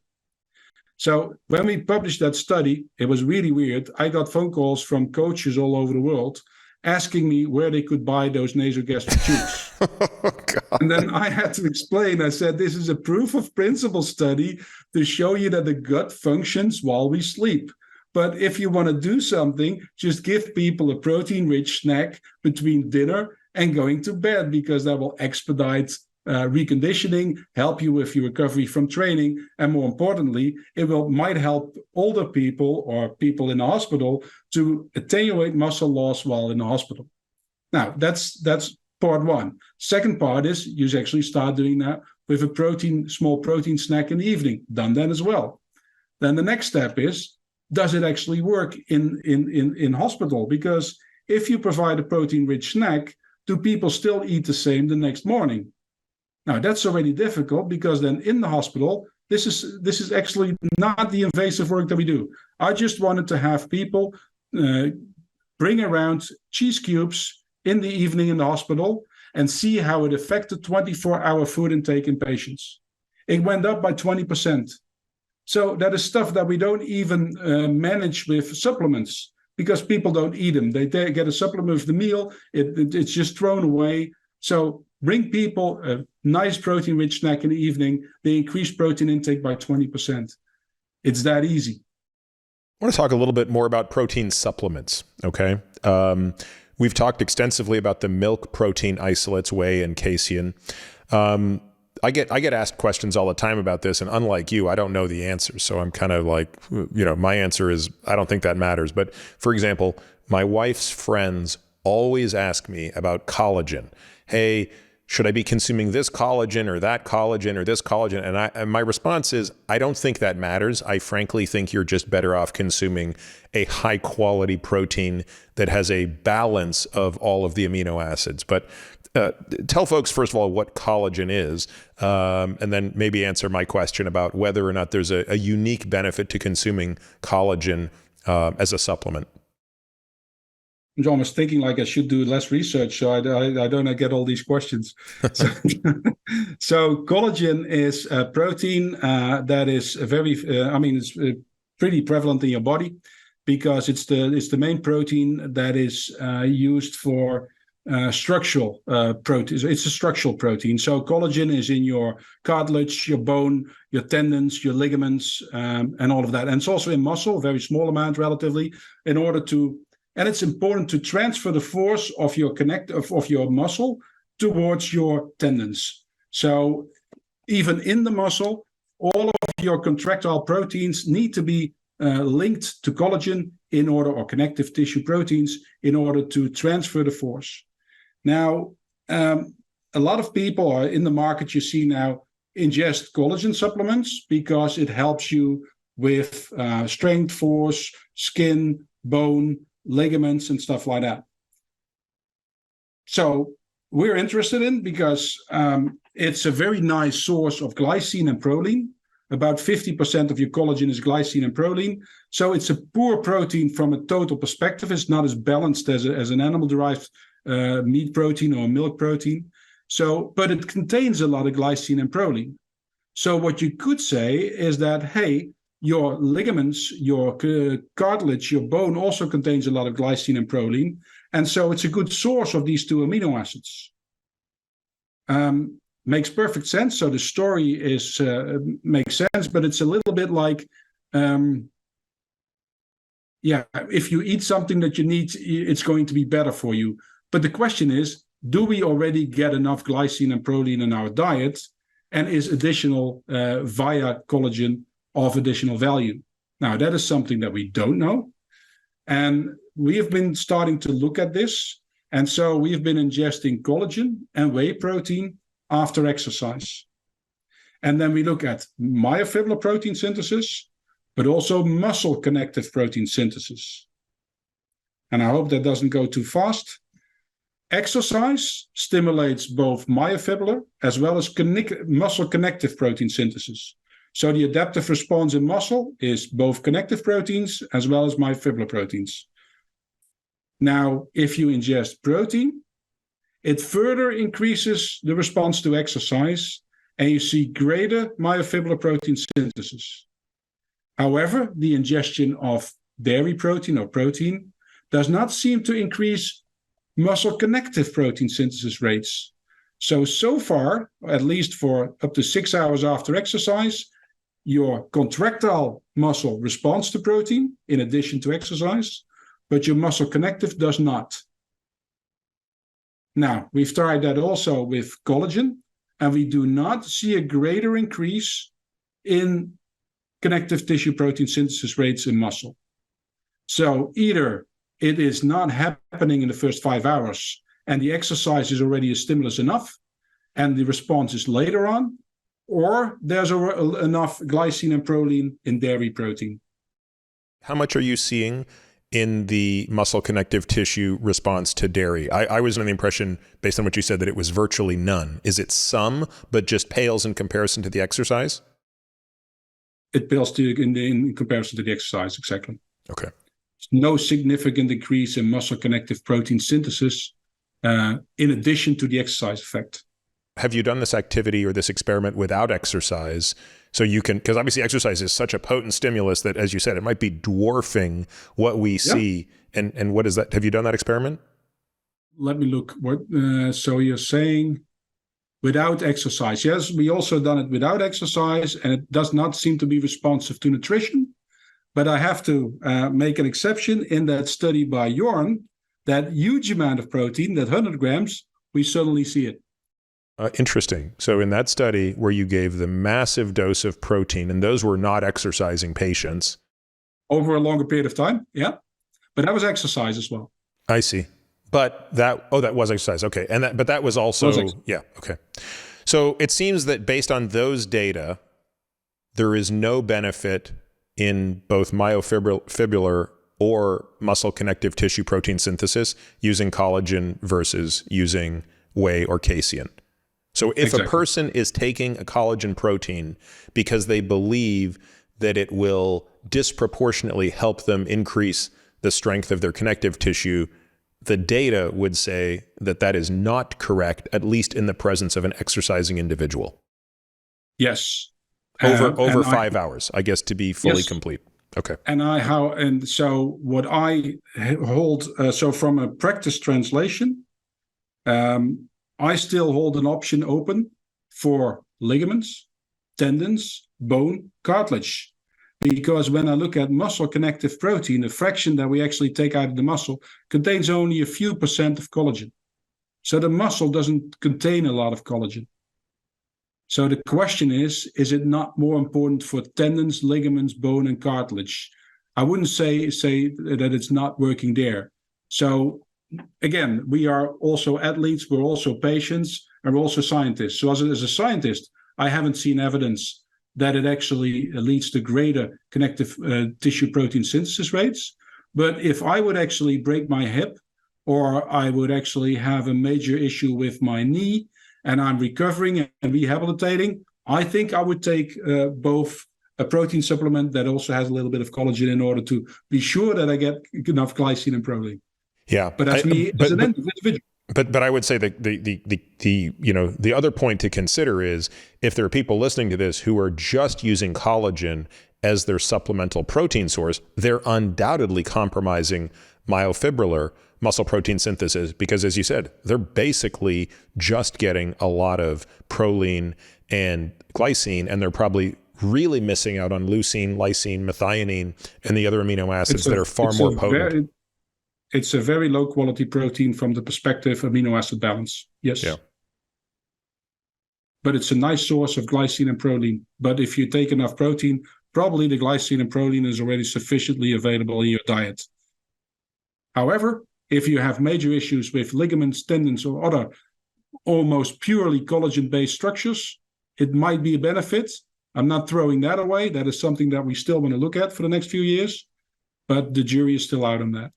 Let's talk a little bit about something you said earlier, which was, what some targets might be for a meal, right? So you mentioned 2 to 3 grams of leucine in a meal. If you really, really want to kick muscle protein synthesis into overdrive. Do you have any other rules of thumb around specific amino acids? One of the things we do try to talk to our patients about, especially patients who are plant-based, is rather than just have them worry about the different bioavailability of this protein versus that protein, is just sort of focus on how much leucine, lysine, methionine you're getting across the course of a day or even in the course of a meal. But I'd like to hear your guidelines around that. So many of the plant-derived proteins are low in lysine or methionine. So that is always a discussion, of course. Now, if you eat a lot of meat alternatives, often these meat alternatives lack or have a low amount of lysine or methionine. So a lot of these projects are spiked or fortified with those individual amino acids. However, if you eat a well-balanced meal, you typically have different plant-based proteins in your meal that often compensate low lysine or low methionine. For example, one protein has high lysine and the other one has relatively high methionine, so they compensate. So that's why also your mom would say have a diet that is balanced with a lot of different sources. Then the problems become smaller and you don't have to expect huge issues, certainly not if you're consuming enough protein, because you can compensate for lesser quality by greater quantity. And that's also the confusion with, for example, the Game Changers documentary that everybody seems to have seen. If you have a huge football player and he's consuming a massive amount of food, I couldn't even care less where the protein comes from, because simply by the mass of protein, he or she already compensates for lesser quality by the simple mass, the large amount of protein. But if you actually, the hype is also here I got a phone call from somebody in the hospital saying, like, look, well, what do you think? Should we actually get only plant-based foods for our patients? And I'm thinking like, oh no, because quality becomes important when you actually have low quantity of food. So people that due to cancer or pain eat less, don't give them a high plant-based foods. It sounds like you're doing a good thing, but you're not helping them at that stage in life. Yeah, that's very interesting, right? You would think that the most vulnerable people, the smallest people, the people eating the least, the people who are, in this case, the greatest at risk for loss of lean mass, need to disproportionately focus on the highest quality sources of protein. And so everybody means well, and especially that's also the communication between clinical care and science, that often you think like, oh, a plant-based diet is healthier. Yes, it's healthier if you're over-consuming energy. And so if you need a more plant-based diet, will allow you to eat less energy, become less obese or less overweight. But it doesn't mean it's good for everybody necessarily. Luc, I want to sort of, before we wrap up, ask you one more question to think about until we meet again, hopefully in person here in Austin. Over the next 12 to 24 months, what is the single most interesting question you would like to explore in your lab? I don't think I'm going to answer it in a year. I'll give this as a kickoff. We'll start over with that one. We measured protein synthesis in brain tissue in humans. So people that have severe epilepsy, they get surgery in the brain, so the skull is lifted. And these people were great. They actually wanted to participate in research. So we infused labeled amino acid tracer, and we actually got part of their neocortex. And we measured the synthesis rate of these amino acids incorporation in the human brain throughout surgery. Turnover rate of the human brain is almost 3 times as high as muscle. So and of course, there's slowly turning over proteins and fast turning proteins in your brain. But generically, on an average level, you can actually translate that into you have a new brain in about 3 weeks. Why do you still think you're you? I mean, that's insane. An interesting question. Yeah. I would like to know that. Do all amino acids cross the blood-brain barrier? To be honest, I think so, but there might be differences on the large neutral amino acid transporters, basically for all amino acids. So, do you have any sense of which amino acids are disproportionately used by the cortex? No. So you're asking now. I mean, I'm not a brain physiologist, but we did measure. I mean, we published this in Brain, I think about two years ago. And I think the amino acid composition, if I remember correctly, of the brain was not that much different from muscle. Wow.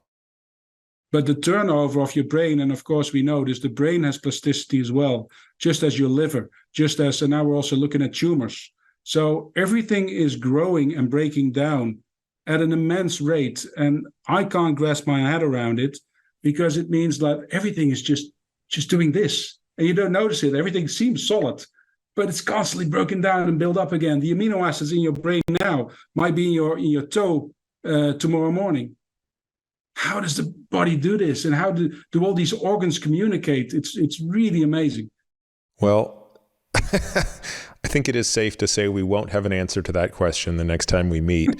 But I think what we will have are some more questions and a deeper dive on this. So Luc, thanks very much for staying up late to talk with us this evening, your time, and look forward to hopefully seeing you in person, and maybe you'll wear some orange for me next time in support of your amazing countryman, Max Verstappen. I will do so. Thanks for having me. It was fun talking.